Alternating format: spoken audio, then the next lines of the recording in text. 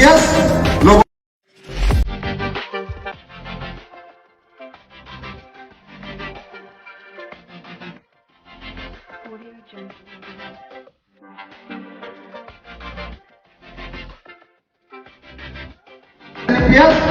लोगों की जिंदगियां संवारने के लिए बनाई है, लोगों की जिंदगियां बदलने के लिए बनाई है। और मैं एसएलपीएस का एमडी नहीं हूं, ये सोच के बाजार में मत जाया करो। तुम इस कंपनी के मालिक हो, जनता इस कंपनी की मालिक है, ये सोच के बाजार में जाया करो। तो आप सभी का हिंदुस्तान के डायरेक्ट सेलिंग के इस महा इंटरव्यू में मैं बहुत बहुत स्वागत करता हूं। दोस्तों, मैं Mahipal Singh, crown diamond of SLPS wellness, आज आप सभी का इस इंटरव्यू में स्वागत भी कर रहा हूं और आपको यकीन भी दिला रहा हूं कि आज आपने जिंदगी का सबसे इंपॉर्टेंट वक्त 1 घंटे का इस इंटरव्यू के लिए निकाला है। आप यकीन मानिए, आप जो अभी आए हैं, 1 घंटे बाद जब आप इस इंटरव्यू से फ्री होंगे, आपके विचार, आपकी सोच, आपके विजन 100% बदल चुके होंगे। आज मैं आपको एक ऐसा मंत्र दिलवाने वाला हूं कि लोग कैसे कामयाब होते हैं, कौन कौन से ऐसे डाउट्स हैं जिनकी वजह से लोग सक्सेस नहीं होते हैं, कामयाब नहीं हो पाते हैं।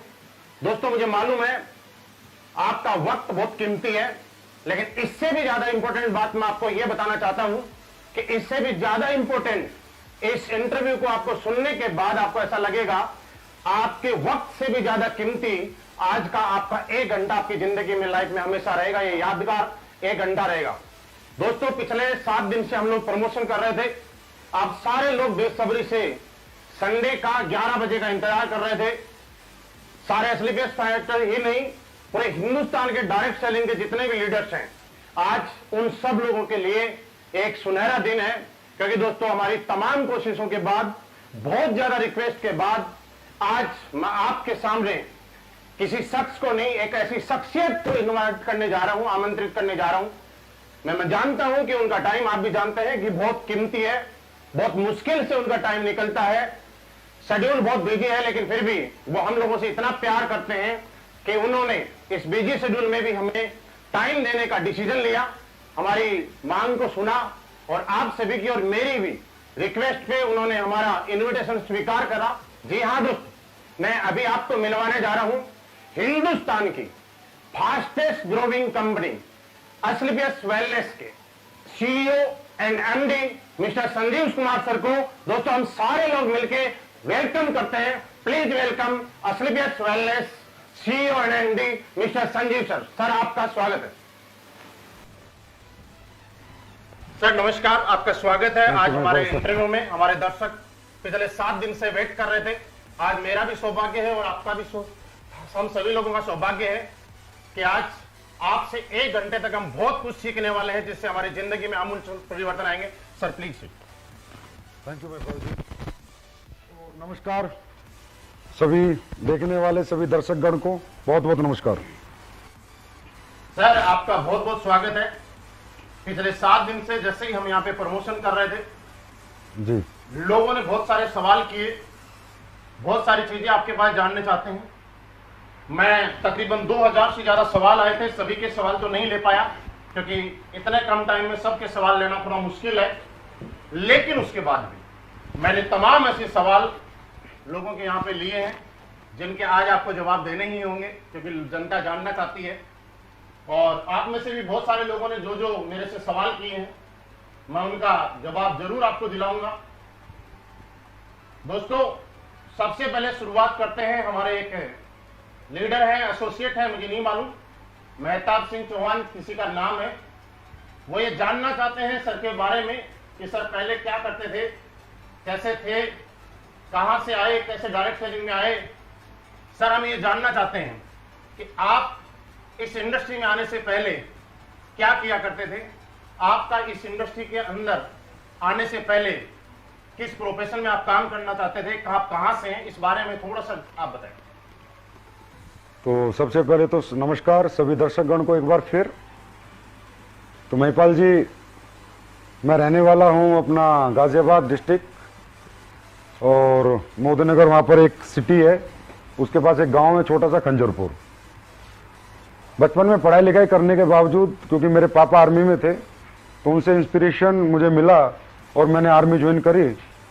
और आर्मी में ही मैंने पहले जॉब की है, आर्मी में मैंने काम किया है और पढ़ाई लिखाई अपना नॉर्मल की है। उसके बाद मैंने आर्मी ज्वाइन कर ली थी। तो मेरा मतलब पहले मैं आर्मी में था। सर बिल्कुल आपने बहुत बढ़िया बताया कि आज के टाइम में हमारे समाज में एक धारणा है कि किसी को अगर सरकारी नौकरी मिल जाए तो सरकार का दामाद बन जाता है। पहले सैलरी मिलती है, उसके बाद पेंशन मिलती है। इतनी अच्छी जॉब होने के बाद आज हिंदुस्तान की सबसे रेस्पेक्टेड जॉब में आर्मी का नाम आता है। उसके बाद भी आप इस डायरेक्ट सेलिंग इंडस्ट्री में आए, और आए ही नहीं, आपने अपना पूरा कैरियर इस इंडस्ट्री में लगा दिया। इसके पीछे से क्या वजह रही होगी? देखिए महिपाल सर, रियली जॉब वो भी आर्मी का बड़ा रिस्पेक्टेड जॉब है और हमने भी पूरा 15 साल दिए हैं। कश्मीर से कन्याकुमारी तक हमारी पोस्टिंगें रही हैं। बड़ा मजा आ रहा था जॉब में, लेकिन फिर भी होता ही है ना, इंसान की जो इच्छाएं हैं वो तो असीमित हैं। तो ऐसी कुछ इच्छाएं हमारी थी और कुछ, अगर हम अपनी इच्छाओं का दमन कर लें तो बच्चों की कुछ इच्छाएं थी। बच्चे कुछ अच्छी जिंदगी जीना चाहते, तो फिर कोई ना कोई दूसरा सोचा कि कोई ऐसा काम इस दुनिया में है अगर हमारे लायक, तो ट्राई करेंगे, बच्चों के सपने पूरे करेंगे। तो फिर अचानक जयपुर के अंदर एक दोस्त थे, वो ले गए किसी डायरेक्ट सेलिंग कंपनी के प्रोग्राम में, और वहां पर मैंने देखा मान सम्मान, रिस्पेक्ट, पैसा। सबसे बड़ी बात है, मैंने वहां पर ये देखा कि हमारे जैसे लोग कामयाब हैं। हमारे जैसे मीन्स मतलब आम आदमी जो 10वीं पास है, 12वीं पास है, या BA है, या ग्रेजुएट है, काफी लोग वहां पर पैसे वाले मैंने देखे। मैं काफी इंस्पायर हुआ। और इस इंडस्ट्री की खासूसियत मुझे सबसे ज्यादा जो लगी वो ये लगी कि यहाँ पर कोई भी व्यक्ति जिसके पास डेडिकेशन है, हिम्मत है, मेहनत है, जज्बा है, सपने हैं, कोई भी कामयाब हो सकता है। यहाँ पर टैलेंट की जरूरत नहीं है, क्योंकि आजकल देखिए आप मार्केट में कामयाब होने के लिए, मान लो मेरे सपने हैं या आपके सपने हैं, अगर हम उन्हें पूरा करना चाहे तो मार्केट में क्या है, या तो आपको पढ़ना लिखना बहुत पड़ेगा, तब आप IAS IPS बहुत बड़े बड़े बिग जॉब्स आपको बिग प्रोफेशनल जॉब आपको मिलेंगे, या आपके पास बहुत ज्यादा पैसा हो, आपको बहुत पैसा लगाएंगे तो बहुत पैसा कमाएंगे, होटल हॉस्पिटल स्कूल बना लें, या आपके पास कोई एक्सट्रीम टैलेंट हो, आप विराट कोहली की तरह अच्छे क्रिकेटर बने, अच्छे बॉक्सर बने, अच्छे सिंगर बने। मतलब मैं कहता हूँ डायरेक्ट सेलिंग के सिवा बहुत सारे प्रोफेशन है, आदमी सपने पूरे कर सकता है और लोग कर भी रहे हैं। लेकिन क्या वो खासूसियत हर आम आदमी में होती है? क्या वो टैलेंट, वो पढ़ाई लिखाई, वो पैसा? तो बस मुझे इस इंडस्ट्री की सबसे बड़ी ब्यूटी ये लगी कि यार जिसके पास यहाँ पर पढ़ाई नहीं है वो भी कामयाब है, जिसके पास कोई एक्सट्रीम टैलेंट नहीं है, सिंगर, डांसर, बॉक्सर, क्रिकेटर बनने का, वो भी कामयाब है, जिसके पास बहुत सारा पैसा नहीं है लगाने को, बिना पैसा लगाए वो भी कामयाब है, क्योंकि यहाँ पैसा तो कुछ लगता ही नहीं है। जब पैसा नहीं लगता तो कोई रिस्क नहीं है यहाँ पर। उसके बाद इस काम में करने में जो सिस्टम है कंपनियों के, डायरेक्ट सेलिंग के जो सिस्टम है कंपनीज के, एजुकेशन सिस्टम, वो बड़ी मदद करते हैं किसी भी आम आदमी को कामयाब करने के लिए। अगर वो नहीं भी काम करना जानता तो भी उसे काम करना सिखा देते हैं और उससे कामयाब कर देते हैं। और सबसे बड़ी बात है कि मर्जी का काम है, मेरी मर्जी में आज करूं ना करूं, 2 दिन ना करूं, तीसरे दिन करूं। और सबसे जो ब्यूटीफुल मुझे इसकी ब्यूटी लगी, बड़ी ब्यूटी, वो था महिपाल जी पैसिव इनकम, कि एक बार मेहनत कर ली जाए जोर लगा के और जिंदगी भर बैठ के खाया जाए। तो ये कुछ ऐसी ब्यूटीज है जो मुझे नजर आई, इसलिए मैंने इंडस्ट्री चुनी, क्योंकि मेरे जैसा व्यक्ति मुझे लगता है यहीं पर कामयाब हो सकता था। 1-2 लोगों ने सवाल किया है, जिनका नाम है अमित शंकर, PM पटेल। ये बात ये पूछते हैं कि सर ये पावर हमें और आप सबको समझ में आती है, लेकिन आज हमारा समाज और लोग, आम लोग इस इंडस्ट्री को लेकर नेगेटिव क्यों? बहुत बढ़िया। क्या नाम बताया आपने जिन्होंने सवाल पूछा है? अमित शंकर है, एक PM पटेल है। तो अमित शंकर जी, PM पटेल जी, आपका सवाल बहुत जेन्युइन है और बहुत रियल सवाल है, और इस सवाल का जवाब अपने अपने एक्सपीरियंस के अनुसार हर व्यक्ति अपने अनुसार देगा। लेकिन जो मैंने सीखा है अपने इस जीवन में, जो समझा है डायरेक्ट सेलिंग में, वो ये है कि अगर समाज किसी चीज के प्रति नेगेटिव है तो 100% वहां कुछ तो नेगेटिव रहा होगा। क्योंकि मुझे जीवन में ये सिखाया गया है, या मैंने अपने जीवन के एक्सपीरियंस से अपनी उम्र में ये देखा है, इस उम्र में, कि समाज इंसान को बनाता है और समाज इंसान को गिराता है।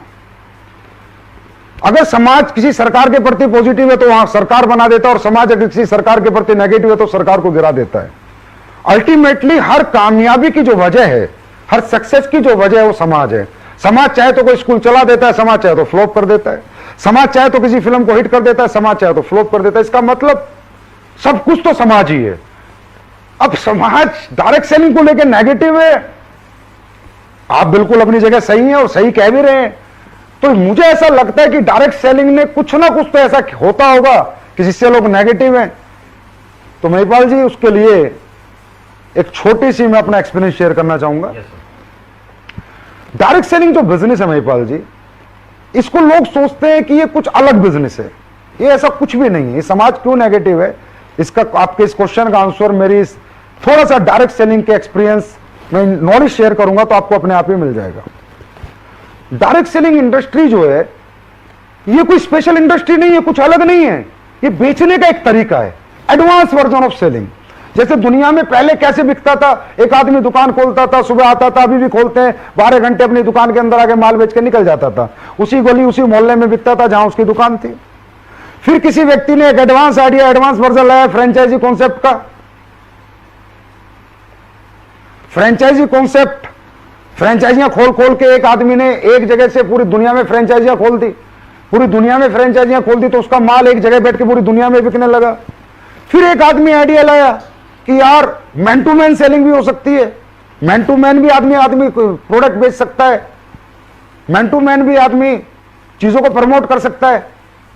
तो इसे कहते हैं direct selling, man to man selling. तो ये जो मैन टू मैन सेलिंग है, इसका वर्जन है, इसका स्वरूप है डायरेक्ट सेलिंग।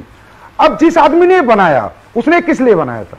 उसने महिपाल जी इसलिए बनाया था, प्रोडक्ट की वजह से बनाया था। प्रोडक्ट बेचने के लिए बनाया था, कुछ ऐसे करने के लिए नहीं बनाया कि भाई कुछ भी बेचो, हवा बेचो। क्योंकि फ्रेंचाइजी से क्या बिकता है? प्रोडक्ट। दुकान से क्या बिकता है? प्रोडक्ट। डायरेक्ट सेलिंग में क्या बिकता है? प्रोडक्ट। तो उसने एक इंडस्ट्री बनाई कि जहां पर एक आदमी एक प्रोडक्ट खरीदेगा, अगर उसको प्रोडक्ट अच्छा लगेगा तो उसको शेयर करेगा, ना कि बेचेगा। क्योंकि डायरेक्ट सेलिंग के अंदर सेल्समैन नहीं आते, एमबीए बीबीए करे हुए मार्केटिंग वाले लड़के नहीं आते। डायरेक्ट सेलिंग में समाज का एक आम आदमी आता है। एक बूढ़ा भी हो सकता है, एक मां भी हो सकती है, एक बहन भी हो सकती है, एक यंगस्टर भी हो सकता है। उसने कोई मार्केटिंग की स्टडी नहीं की, मार्केटिंग नहीं सीखी, उसे नहीं पता प्रोडक्ट कैसे बेचना है। तो डायरेक्ट सेलिंग जो बिजनेस बनाता, ये शेयरिंग बिजनेस बनाता, सेलिंग बिजनेस नहीं बनाता कि आप कोई प्रोडक्ट खरीदें, अगर आपको अच्छे रिजल्ट आए तो आप उसको शेयर करें। अब उसके बाद ये बिजनेस पिछले 100 साल से पूरे वर्ल्ड के अंदर है। हिंदुस्तान में 96 और 98 में आया। 96-98 में जो कंपनियां इसे लेके आई, बड़ी अच्छी कंपनियां थी, बिल्कुल इथिकल प्रोडक्ट के साथ ये बिजनेस लेके आई। इंडिया के अंदर उन्होंने शुरुआत करी, बहुत अच्छा रिस्पॉन्स इंडिया में मिला। मतलब गांव गांव लोग डायरेक्ट सेलिंग में जुड़े। 96 में 98 की बात कर रहा हूं महिपाल जी। अब जब ये रिस्पॉन्स उन कंपनियों को मिला तो ऐसा लगा कि हाँ, हिंदुस्तान के अंदर बहुत बड़ा पोटेंशियल है इस इंडस्ट्री का और बहुत लोगों को एम्प्लॉयमेंट मिलेगा। लेकिन आपको पता है कि हर असली चीज के साथ एक नकली चीज साथ में आती है। हर ओरिजिनल के साथ डुप्लीकेट वर्जन जरूर आता ही आता है। तो जो ओरिजिनल स्वरूप वो लोग लेके आए कंपनी में, अगर आपको वो नाम नहीं लेना चाहूंगा, 2 कंपनी इंडिया की थी, एक इंडिया की एक बाहर की, जिन्होंने इथिकल डायरेक्ट सेलिंग को जन्म दिया अच्छे प्रोडक्ट के साथ। अब जब लोगों ने देखा कि इन कंपनियों की इतना पोटेंशियल है, इन कंपनियों में इतने लोग जुड़ने लग गए, एकदम आतंक मच गया, क्या धंधा आ गया, पैसे कमाने का धंधा आ गया। तो फिर डुप्लीकेट लोग मार्केट में आए और डुप्लीकेट लोगों ने एक चीज देखी, एक उन्होंने आइडिया लिया या कह सकते हो मार्केट का सर्वे किया कि हिंदुस्तान में तो पैसा कमाने का तरीका दे दो तो ही लोग जुड़ जाते हैं। तो उन लोगों ने क्या किया, उन लोगों ने कुछ कंपनियों से सीखा। जैसे एक बाहर की एक कंपनी आई थी, गद्दा बेचती थी, 80,000 का गद्दा 2001-2 में। तो हमारे इंडिया के लोगों ने कहा, जो इंडिया के जो डायरेक्टर बने, बाद में कंपनियां बनी, कि यार 80,000 का गद्दा बिक जाता है 2001 में, उस मंदे जमाने में, तो इसका मतलब हिंदुस्तान में लोग कुछ भी खरीद सकते हैं। क्योंकि हिंदुस्तान की एक मजबूरी है, हिंदुस्तान में अनएम्प्लॉयमेंट बहुत है, एक बात, और हिंदुस्तान इमोशनल कंट्री है, यहां रिलेशन बिकते हैं, रिश्ते बिकते हैं, प्रोडक्ट नहीं बिकते। तो उन लोगों ने क्या किया, जो इथिकल डायरेक्ट सेलिंग शुरू हुई थी, अच्छे प्रोडक्ट बेच के अच्छे पैसे कमाने की शेयरिंग इंडस्ट्री जो शुरू हुई थी, उन्होंने उसको साइड हटाया और कुछ भी हवा ले आए। कोई ऑनलाइन कंप्यूटर एजुकेशन ले आया, कोई वेब स्पेस ले आया, कोई गद्दे ले आया, कोई कपड़े ले आया, ऐसे ऐसे प्रोडक्ट लेके आए जो किसी के काम के नहीं थे। और फिर उन्होंने लोगों के इमोशंस और रिलेशन की ताकत से उन्हें बेचा और कंपनियों ने पैसा बनाया। लीडरों ने भी पैसा बनाया, लेकिन वो पैसा कंपनी और लीडर बनाते गए पर समाज का एक बहुत बड़े वर्ग को नेगेटिव करते गए। कैसे? फॉर एग्जाम्पल, आपने किसी ऐसी कंपनी में जुड़ गए जिसके product no need, no use, no worth के हैं, ना आपके काम के हैं, ना आपकी जरूरत के हैं। और कोई व्यक्ति आपको एक लालच देता है कि 2 बनाओगे तो इतने मिलेंगे, 4 बनाओगे तो इतने मिलेंगे, और आपने पैसे दे दिए। इस तरह 100 लोगों ने पैसे दे दिए। सर, दुनिया की कोई भी डायरेक्ट सेलिंग कंपनी में अगर 100 लोग जुड़ते हैं महिपाल जी, तो काम 10 ही करते हैं। चाहे हमारी कंपनी में जुड़े, चाहे एमवे में जुड़े, चाहे मोदी केयर में जुड़े, चाहे वेस्टीज में जुड़े, जितनी भी कंपनियों में जुड़े, काम 10 ही लोग करते हैं, 90 लोग सिर्फ प्रोडक्ट के यूजर होते हैं। तो जब उन कंपनियों ने जिन्होंने सिर्फ हवा बेचने का धंधा बनाया, लोगों के रिश्ते बेचकर पैसे कमाने की सोच बनाई, रिलेशन के साथ खेला, इमोशन के साथ खेला, उन कंपनियों के प्रोडक्ट जब 100 लोगों को बेचे गए, तो जो 90 लोग थे ना, जिन्होंने एक्साइटमेंट में खरीद लिए, और जब वो प्रोडक्ट उनके काम पे नहीं आया ना, तो उन्होंने टांड पे फेंक दिया और फिर गाली देनी शुरू करी उस व्यक्ति को जिसने उनको वो प्रोडक्ट दिया था। फिर कहना शुरू किया, ये बेकार काम है, ये जोड़ने का काम है, ये कंपनी वाले मूर्ख बनाते हैं, बेवकूफ बनाते हैं। और वो 10 लोग जो हर कंपनी में 100 में से 10 काम करते हैं, उन्होंने झंडे उठा लिए, मालाएं पहनाई, बुके दिए, वो कहते हैं पॉजिटिव इंडस्ट्री, अच्छी इंडस्ट्री है। मतलब हमने 100 लोगों को जोड़ा, 90 को नेगेटिव किया, 10 को पॉजिटिव, 90 को नेगेटिव, 10 को पॉजिटिव। अल्टीमेटली इन कंपनियों की वजह से, जिनके प्रोडक्ट लोगों की जरूरत के नहीं है, जिनके लोगों की नीड के नहीं है, और लोगों को जो लालच देखकर अपने साथ जोड़ लेते हैं, और फिर वो लोग काम तो करते नहीं है और प्रोडक्ट उनके काम का नहीं होता, तो वो जो वर्ग है समाज का, वो बहुत नेगेटिव है इस बात को लेके। तो असली जो नेगेटिविटी है वो यहां से शुरू हुई। मतलब हम ये समझ पा रहे हैं कि डायरेक्ट सेलिंग का जो स्वरूप था वो कुछ और था, लेकिन हिंदुस्तान के लोग इमोशनल हैं, हिंदुस्तान के लोग अपनों पे भरोसा करते हैं। यहाँ पे प्रोडक्ट नहीं बिकते, फेस बिकता है, फेस वैल्यूज बिकती है। उसकी वजह से लोगों ने यहाँ के लोगों को यूज किया, और एक बहुत बड़ा तबका जो नेगेटिव हुआ, उसके पीछे लोग जिम्मेवार नहीं है, कहीं ना कहीं कोई कंपनी जिम्मेवार है। जैसे कि आपने देखा होगा, हिंदुस्तान में धनलक्ष्मी यंत्र, बजरंगबली यंत्र, शनि यंत्र, क्या क्या बिक जाता है। इमोशनल लोग हैं, समझ, बेचारे बहुत सीधे साधे लोग हैं। मामा भांजे के पास गया, भांजा खरीद लेता है, चाचा भतीजे के पास गया, भतीजा खरीद लेता है, वो उसे खरीदता है सर, उसकी विश्वास को, उसके यकीन को खरीदता है, उस रिश्ते को खरीदता है, प्रोडक्ट को नहीं खरीदता। और ये जो कंपनियां हैं जो गलत तरह के प्रोडक्ट लेके आई थी, इन्हें कहते हैं नेगेटिव प्रोडक्ट। अभी नेगेटिव प्रोडक्ट की एक लिस्ट है, जो नेगेटिव प्रोडक्ट लेके आई थी, उन्होंने रिश्तों से खेला, और इस तरह क्या हुआ कि 100 लोग अगर किसी कंपनी में जुड़े तो 90 नेगेटिव हैं। और सर, ये 20 साल से ये काम चल रहा है, तो आप ये मान लीजिए कि समाज का हर एक आदमी किसी ना किसी कंपनी का जला हुआ है।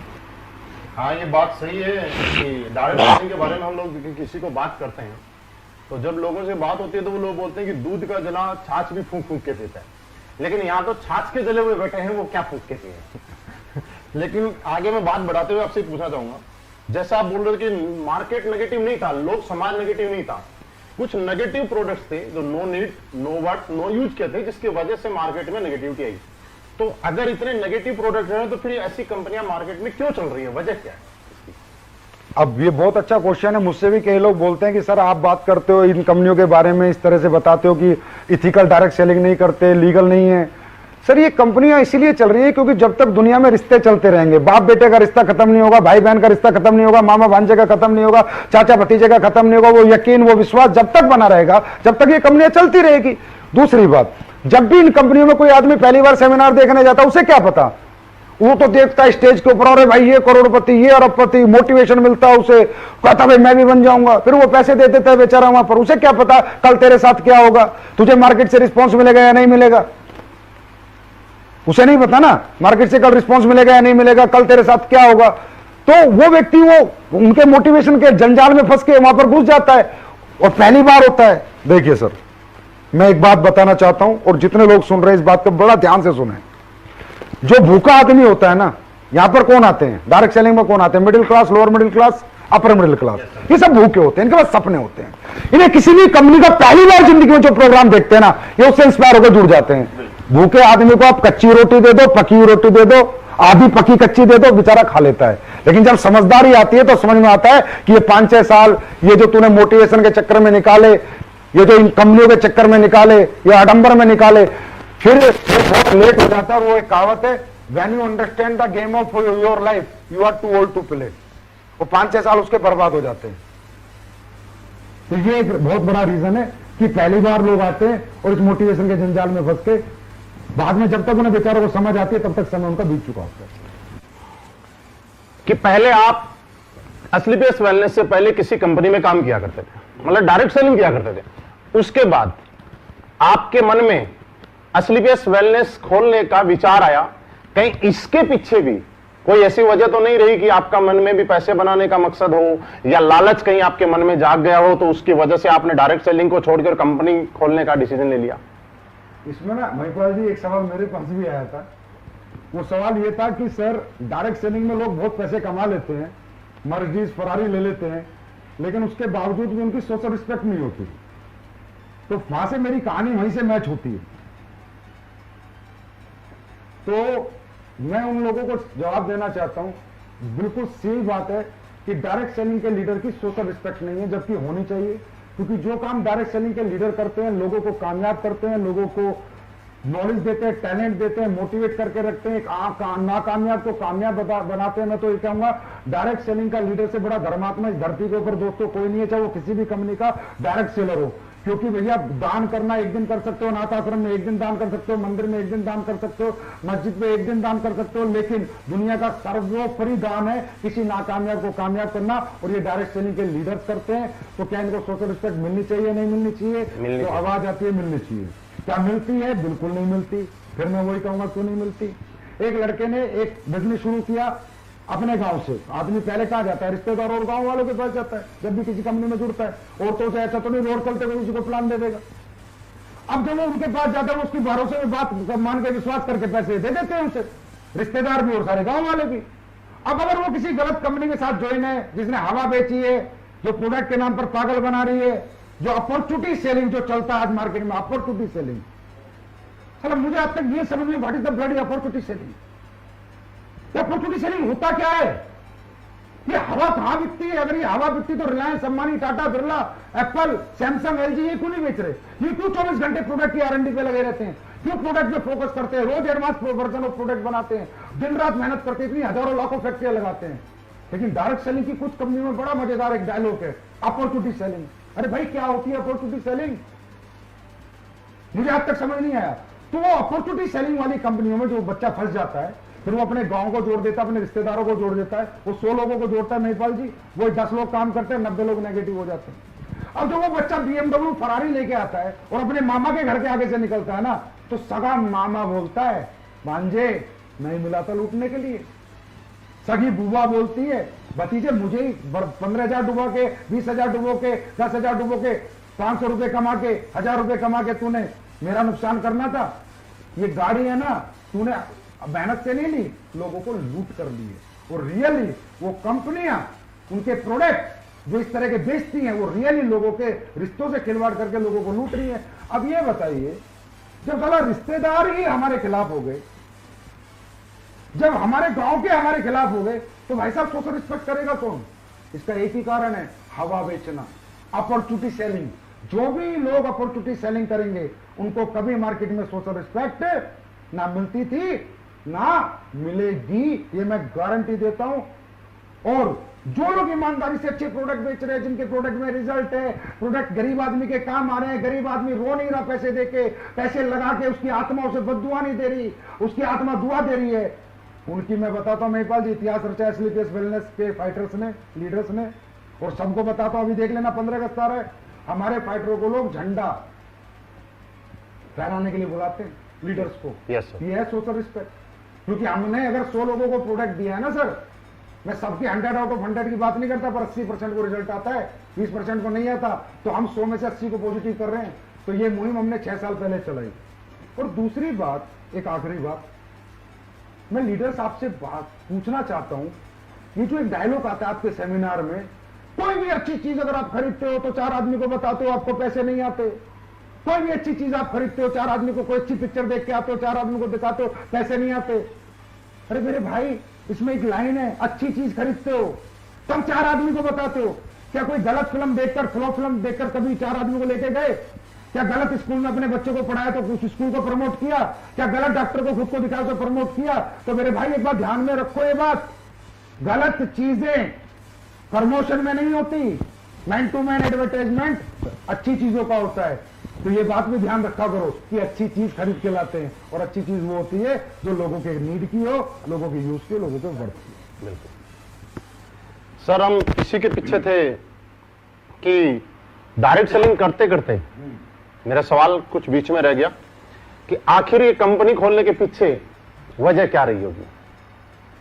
महिपाल जी, डायरेक्ट सेलिंग करते करते मेरी अच्छी खासी टीम थी जिस भी कंपनी में मैं काम करता था, लेकिन मैंने पैसे कमाए थे, मैंने गाड़ी भी ली, मैंने बंगला भी लिया, मेरे पास अचीवमेंट भी थी, क्योंकि समझ सकते हो तो मैं एक्स्ट्राऑर्डिनरी टैलेंट नहीं कहूंगा, मेहनत है मेरी। लेकिन जो लोग मेरे साथ थे ना, उनका सक्सेस रेशियो बहुत कम था। मान लो मेरे पास 20,000 लोग थे ना, तो उसमें मात्र 20 ही आदमी पैसे कमा रहे थे। ओके। तो जब नीचे वाले बच्चे पैसे नहीं कमा रहे थे और जिनकी हाल लगती थी ना, कोई कमरा लेके कहीं पड़ा है, कोई कमरा ले, एक लड़का था, मैं नाम नहीं बताऊंगा, तो उस लड़के ने मुझे फोन किया कि गुरुजी मैं कमरा लेके रहता हूं और जो मैं प्रोडक्ट बेचता हूं लोग मेरे मुंह पे फेंक के चले जाते हैं और मेरे को 5 साल हो गए, मैं अभी तक कुछ नहीं कमा पाया। तो वो चीज मुझे दर्द दिया, एक बात। दूसरी बात, जिन लोगों को मैंने प्रोडक्ट बेचे थे, जहां भी मैं काम करता था, मैंने बीमे में बहुत बेचे थे, तो जिन लोगों ने मुझसे बीमे लिए उनमें चाचा, फूफा, मामा, रिश्तेदार, साला, साली बहुत लोग थे। तो जब उनकी 4 साल हुए और पैसा लेने गए, 60,000 उन्होंने जमा किया तो उन्हें 30,000 रुपए मिले। 60,000 के 30,000? 30,000, क्योंकि नेगेटिव प्रोडक्ट था ये, मान लो आप। ऐसी पॉलिसियां थी जो किसी काम की नहीं थी, सिर्फ हवा बेची थी हमने।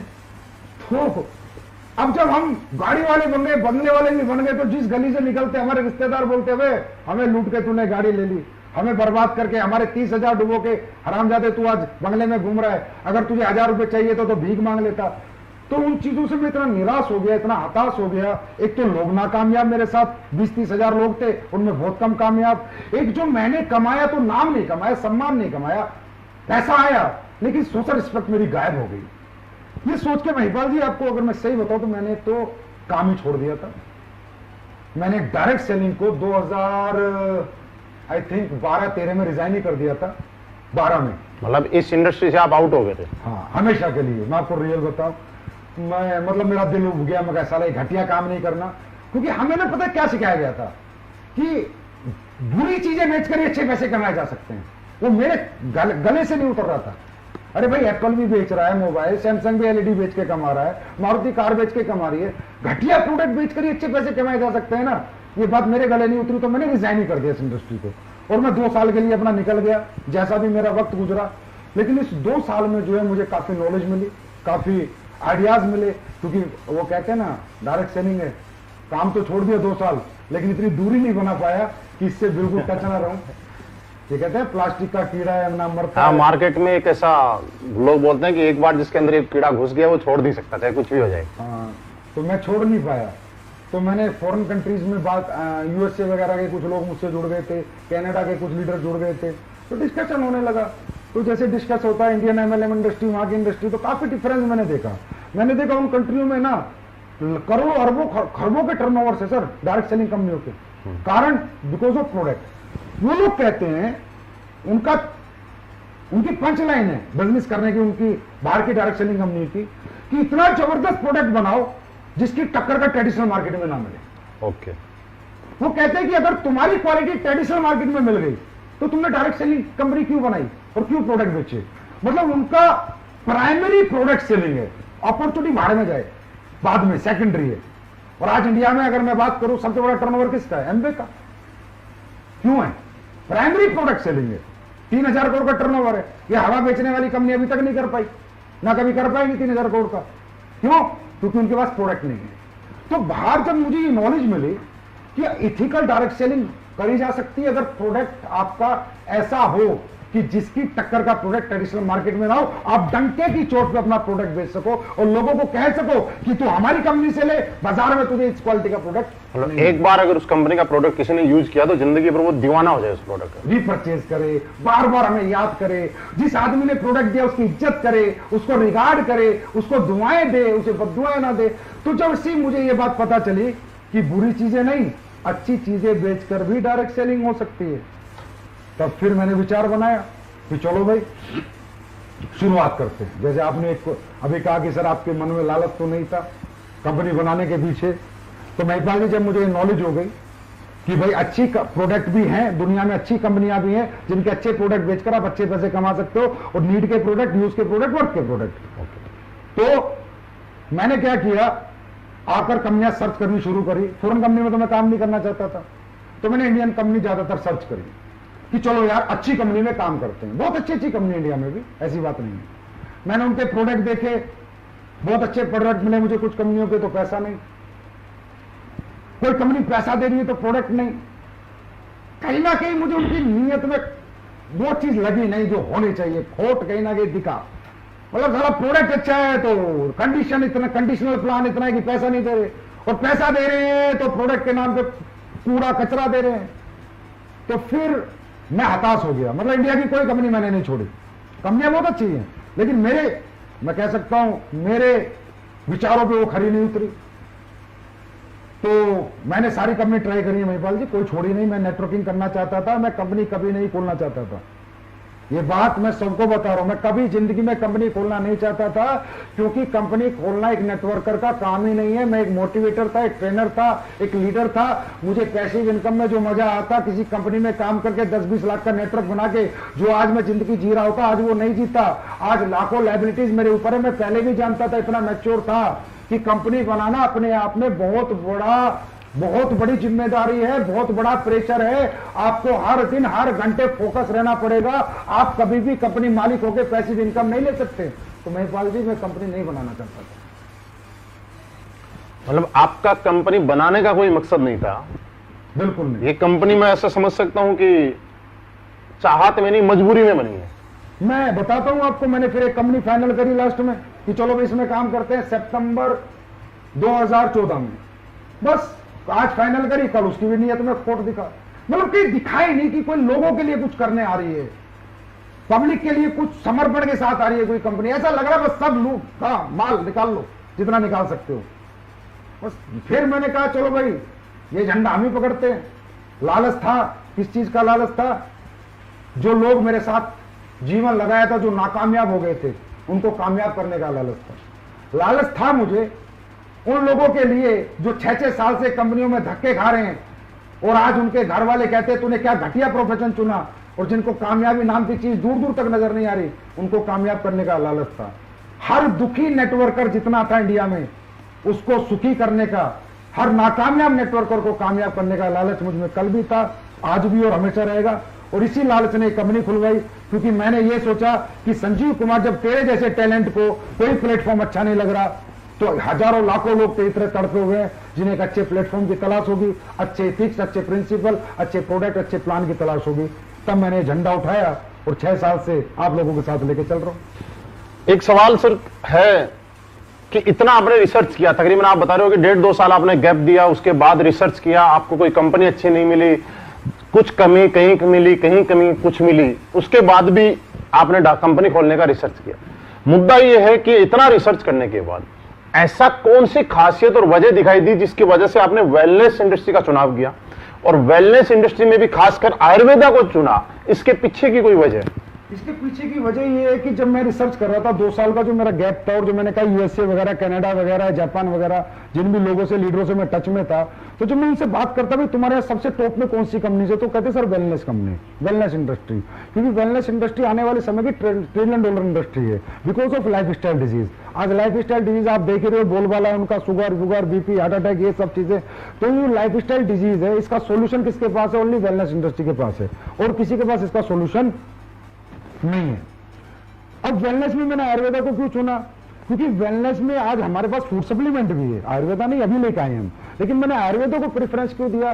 क्योंकि 5000 साल पुराना इतिहास हमारा बताता है कि हमारा आयुर्वेद कितना पावरफुल है। बड़ी से बड़ी लाइलाज बीमारी भी आयुर्वेद ठीक करता है। और अब ये कोरोना काल में भी बताना पड़ेगा मुझे, अब तो दुनिया मान रही है कि आयुर्वेद जो कर सकता है वो कोई नहीं कर सकता। तो मैंने आयुर्वेद को इसलिए चुना क्योंकि मैं ऐसा प्रोडक्ट देना चाहता था जिसमें नीड हो, जो जरूरत का हो, जिसमें लोगों को वर्थ हो, और जिस प्रोडक्ट को लेके लोग बद्दुआ ना दें। मैं कह रहा हूं दुआ ना दे हमें, कोई बद्दुआ भी ना दे, मुद्दा ये था। दूसरी बात, हमारा प्रोडक्ट अगर कोई आदमी लेता है ना सर, तो ऐसे नहीं लेके रख लेता लाओ लाओ लाओ, वो पक्का बॉडी को डिटॉक्सिफाई करने के लिए लेगा या उसके घर में कोई परेशानी होगी उसको ठीक करने के लिए लेगा। कहने का मतलब हम चिपकाते नहीं है, हम जरूरत पैदा नहीं करते, लोगों को जरूरत होती है वो प्रोडक्ट हम देते हैं। तो आयुर्वेद जो कर सकता है, जो चमत्कार, वो आप हमारे YouTube पे जाके हमारे टेस्टिमोनियल देख सकते हैं कि मैंने आयुर्वेद चुना तो आज उसने क्या चमत्कार किए, क्या रिजल्ट दिए। और आयुर्वेद को कल तक तो मैं चिल्ला चिल्ला के बोलता था सर, आज तो पूरा वर्ल्ड बोल रहा है। सर ये आगे सवाल है, एक मुकेश कुमार भी है, एक राजेंद्र कुमार जी हैं। ये पूछना चाह रहे हैं कि ये प्रोडक्ट हम जिनको भी देते हैं वहां से हमें बहुत ज्यादा दुआएं मिलती हैं और लोगों के घर में जब जाते हैं तो लोग भगवान की तरह पूछते हैं, जैसा कि आज तक किसी डायरेक्ट सेलिंग इंडस्ट्री के अंदर किसी डायरेक्ट सेलर को पूछा नहीं गया इनका। लेकिन सवाल ये बोल रहे हैं कि एक सवाल आ रहा है कि प्रोडक्ट बहुत अच्छे हैं, कहीं ऐसा तो नहीं है कंपनी शुरू में ग्रोथ करने के लिए प्रोडक्ट अच्छे दे और जब थोड़े दिन के बाद में कंपनी बड़ी हो जाए उसके बाद उसके रिजल्ट कम कर दे? मेन सवाल ये है कि क्या गारंटी है कि जिंदगी भर ऐसे ही रिजल्ट रहे? 9 नवंबर 2014 को शुरुआत हुई थी। शुरुआत तब हुई थी, आज तो 6 साल हो चुके हैं। 6 साल से आज तक प्रोडक्ट क्वालिटी डाउन नहीं हुई। देखिए सर, जिस कंपनी का बेसिक प्रोडक्ट हो, जिसका बेसिक क्वालिटी हो, अगर प्रोडक्ट में मैं कल कॉम्प्रोमाइज करता हूं, क्वालिटी कॉम्प्रोमाइज करता हूं, और जिसने भी आज तक किया है उसका ग्राफ ऊपर नहीं गया, उसका ग्राफ नीचे गया है। I am the follower of Steve jobs. मैं फॉलोअर हूं स्टीव जॉब्स जैसे लोगों का, जिन्होंने एप्पल जैसा एक ब्रांड बनाया और आज तक उसे अपग्रेड करते चले गए, अपग्रेड करते चले गए, अपग्रेड करते चले गए, क्वालिटी कभी नीचे नहीं जाने दी। इसीलिए उनका फोन लाइन में लग के बिकता है, इसीलिए एसलीपीएस का प्रोडक्ट लाइन में लग के बिक रहा है। कोई डाउट नहीं है कि आज लॉकडाउन जैसे टाइम में भी लाइन में लग के प्रोडक्ट बिक रहा है, क्योंकि मेरी क्वालिटी। अच्छा एक बात बताओ, क्वालिटी गिराए क्यों जाएगी? लालच, कोई पैसा बचाना होगा, इंग्रीडिएंट महंगे हो गए, टैक्सेस महंगे हो गए, हाँ कंपनी को पैसा कम बचने लगा तो प्रोडक्ट क्वालिटी गिरा दी जाएगी? ऐसे गिराते होंगे लोग। बिल्कुल। देखो, हर आदमी का अपना अपना बिजनेस मॉडल है, बिजनेस मेंटेलिटी है हर आदमी की। हर आदमी, आपने देखा होगा, एक लखानी की चप्पल भी बनती है, रिबॉक की चप्पल भी बनती है। बिल्कुल। रिबॉक का ग्राहक भी है और लखानी का ग्राहक भी है। तो मेरे प्रोडक्ट की जो क्वालिटी है वो मैं इसलिए मेंटेन करता हूं हमेशा, क्योंकि मुझे पता है मुझे आज जो भी कुछ बनाया है एसलीपीएस आज जहां भी पहुंचे क्वालिटी कैसे पहुंची। अब मुझे लालच आ गया, टैक्स बढ़ गया, कोई अभी जैसे आप देख रहे हो अश्वगंधा, गिलोय और अपना काढ़ा और अपना मुलेठी, सुन रहे होगे आप, रोज टीवी पे आता है, टीवी पे डेली आ रहा है। रेट बढ़ गए इनके, लोगों ने दुगने रेट कर दिए। मार्केट है, हिंदुस्तान है, लेकिन मैंने अभी तक रेट नहीं बढ़ाए, जब तक मैं मजबूर ना हो जाऊं। लेकिन मैंने पानी भी नहीं मिलाया। मैं ये सोचता हूं पानी मिलाने से अच्छा, क्वालिटी गिराने से अच्छा पैसे बढ़ा दो ना भाई। अरे पब्लिक या तो एक्सेप्ट करेगी, रिजेक्ट करेगी, कोई फर्क नहीं पड़ता। अब कई कंपनियों में नहीं पैसे मत बढ़ाओ, लीडर नाराज हो जाएंगे, लोग नाराज हो जाएंगे। अरे होने दो नाराज, क्या फर्क पड़ता है? कस्टमर सेटिस्फाइड है ना तो लीडर अपने आप सेटिस्फाइड है। कस्टमर को क्वालिटी मिलेगी, वो खरीदता रहेगा, लीडर पैसे कमाता रहेगा। मैं लीडरों की नाराजगी कभी नहीं देखता कि लीडर कहां नाराज होंगे कहां नहीं होंगे। मैं ये देखता हूं कस्टमर नाराज नहीं होना चाहिए।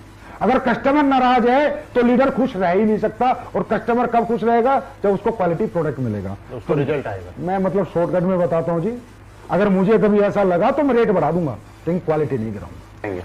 सर एक लक्ष्मण ढूकिया जी हैं जो सवाल पूछते हैं कि सर जब मार्केट में जाते हैं तो बार बार एक चीज आती है और कुछ दूसरी कंपनी के लोग भी उनको ये बोलते हैं कि सर एसलीपीएस वेलनेस के प्रोडक्ट महंगे बहुत हैं, इतने महंगे क्यों हैं? भाई देखो, ये सवाल मेरे सामने भी बहुत आता है। अब इसका जवाब मैं ऐसे कैसे दूं कि भाई प्रोडक्ट महंगे किए गए हैं, मैंने किए हुए हैं? नहीं, ऐसा नहीं है। इसको ध्यान से समझना, मैं सभी जितने भी लोग सुन रहे हैं ध्यान से समझिए। प्रोडक्ट हमारा महंगा है 100% मैं मानता हूं, लेकिन इसके पीछे कुछ लॉजिक फैक्टर्स हैं, कारण है इसके पीछे। इसके पीछे वो एमएलएम के मालिक वाली सोच नहीं है कि वो बस कुछ भी बनाओ, घोलो पोलो, आईडी में दो निकालो, 2 आदमी जोड़ो और लोगों को बोल दो पैसा कमाओ। नहीं, इसके पीछे है कस्टमर सेटिस्फेक्शन। सर हमारे प्रोडक्ट के लिए मैं कह सकता हूं सबसे महंगा पर सबसे अच्छा। यस, सबसे महंगा सबसे अच्छा। ये महंगा क्यों बनता है, इसके पीछे रीजन लोग जानना चाहेंगे, जानिए आप लोग। और आप लोग इसे सर्च करेंगे, आजकल गूगल बाबा है सारी नॉलेज देने के लिए। हर प्रोडक्ट में एक रॉ मटेरियल डलता है। अब रॉ मटेरियल की सोर्सिंग सबकी अलग अलग है। कोई एक्सट्रैक्ट से ही प्रोडक्ट बनाते हैं, एक्सट्रैक्ट खरीदते हैं। मान लो एक एग्जांपल देता हूं, अश्वगंधा का एक्सट्रैक्ट अगर आप 1 किलो खरीदोगे महिपाल जी तो 1200 रुपए किलो मिलेगा। 1200 रुपए किलो एक्सट्रैक्ट।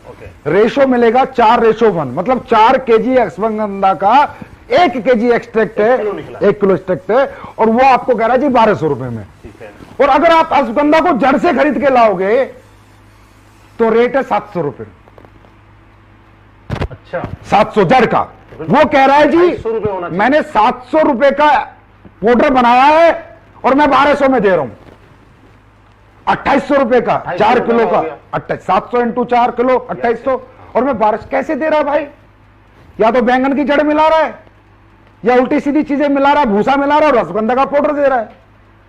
अब जो कंपनी प्रोडक्ट बनाती है उन्हें मजा आ रहा है, उन्हें 1200 रुपए किलो का अश्वगंधा मिलता है, डीएम वाटर मिलता है, बनाती हैं, प्रोसेसिंग करती है, बोतल भरती है, भेज देती है बाजार में। अश्वगंधा है नहीं, उसका नाम है। नहीं, अश्वगंधा है पर बहुत नाम आधी मात्रा में, आधी से भी कम मात्रा में मिलावटी। एक्सट्रैक्ट। हम लोग एक्सट्रैक्ट यूज नहीं करते। ओके। सबसे पहले हमारा प्रोडक्ट इसलिए महंगा होता है।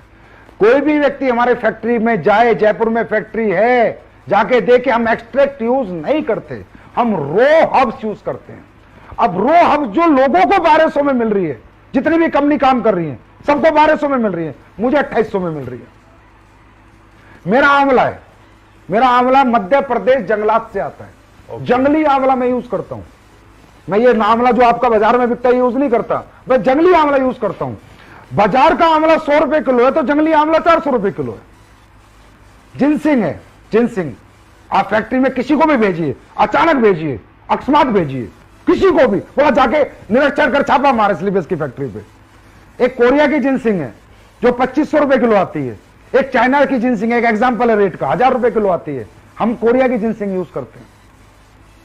लेकिन दोनों है जिनसिंग, दोनों जिनसिंग है। स्पैरुलिना है, हमारा ओरिजिनल स्पैरुलिना, चाइना का स्पैरुलिना जो आता है ना सर, 1000 रुपए किलो है, हम यूज करेंगे वो 5000 रुपए किलो के। एक एग्जांपल से बता रहा हूं।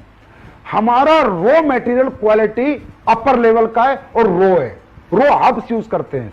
उन हब्स को हम उबालते हैं, फिर जड़ से लेके पूरा फल तक उसका काढ़ा निकालते हैं, फिर प्रोसेसिंग करते हैं, तब हम चीज बनाते हैं। तो प्रोसेसिंग, रॉ मटेरियल क्वालिटी, ये सबसे ज्यादा इफेक्ट होती है। एक एग्जांपल देता हूं, सब लोग सुनो, कोई एमडी इतना सच नहीं बोलेगा। तुलसी बाजार में आप किसी भी कंपनी से बनवाओ, तुलसी 20-25 रुपए में बना के दे देगा विद बोतल पैक। मेरी तुलसी का बिल, कोई भी आके मेरे पास आके देखे, मेरा बिल, मेरी जो कॉस्टिंग शीट है फैक्ट्री की, हमारी 75 रुपीज है।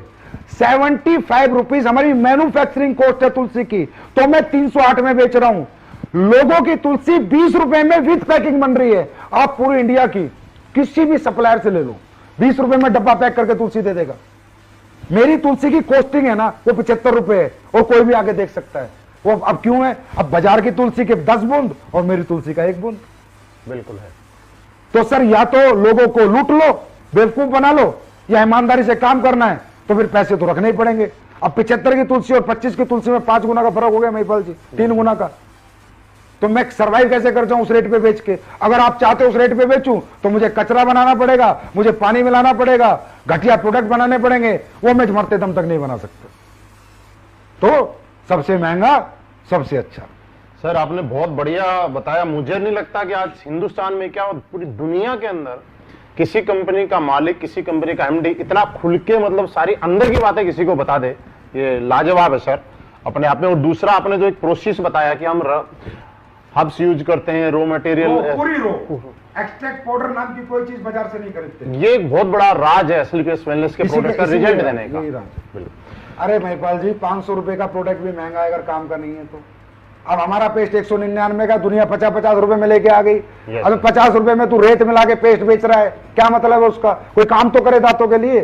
वो 50 भी बेकार है ना, 500 रुपए भी बेकार है सर अगर काम का नहीं। देखो पैसा पैसा ही होता है। अगर उसके यूज में आ गया तो पैसा वसूल हो गया, अगर यूज नहीं आया तो कम पैसा भी बेकार है। सर किसी के घुटने का दर्द है 15,000 रुपए में ठीक हो गया, 1.5 लाख की बजाय, प्रोडक्ट महंगा रहा सस्ता रहा, ये बताओ।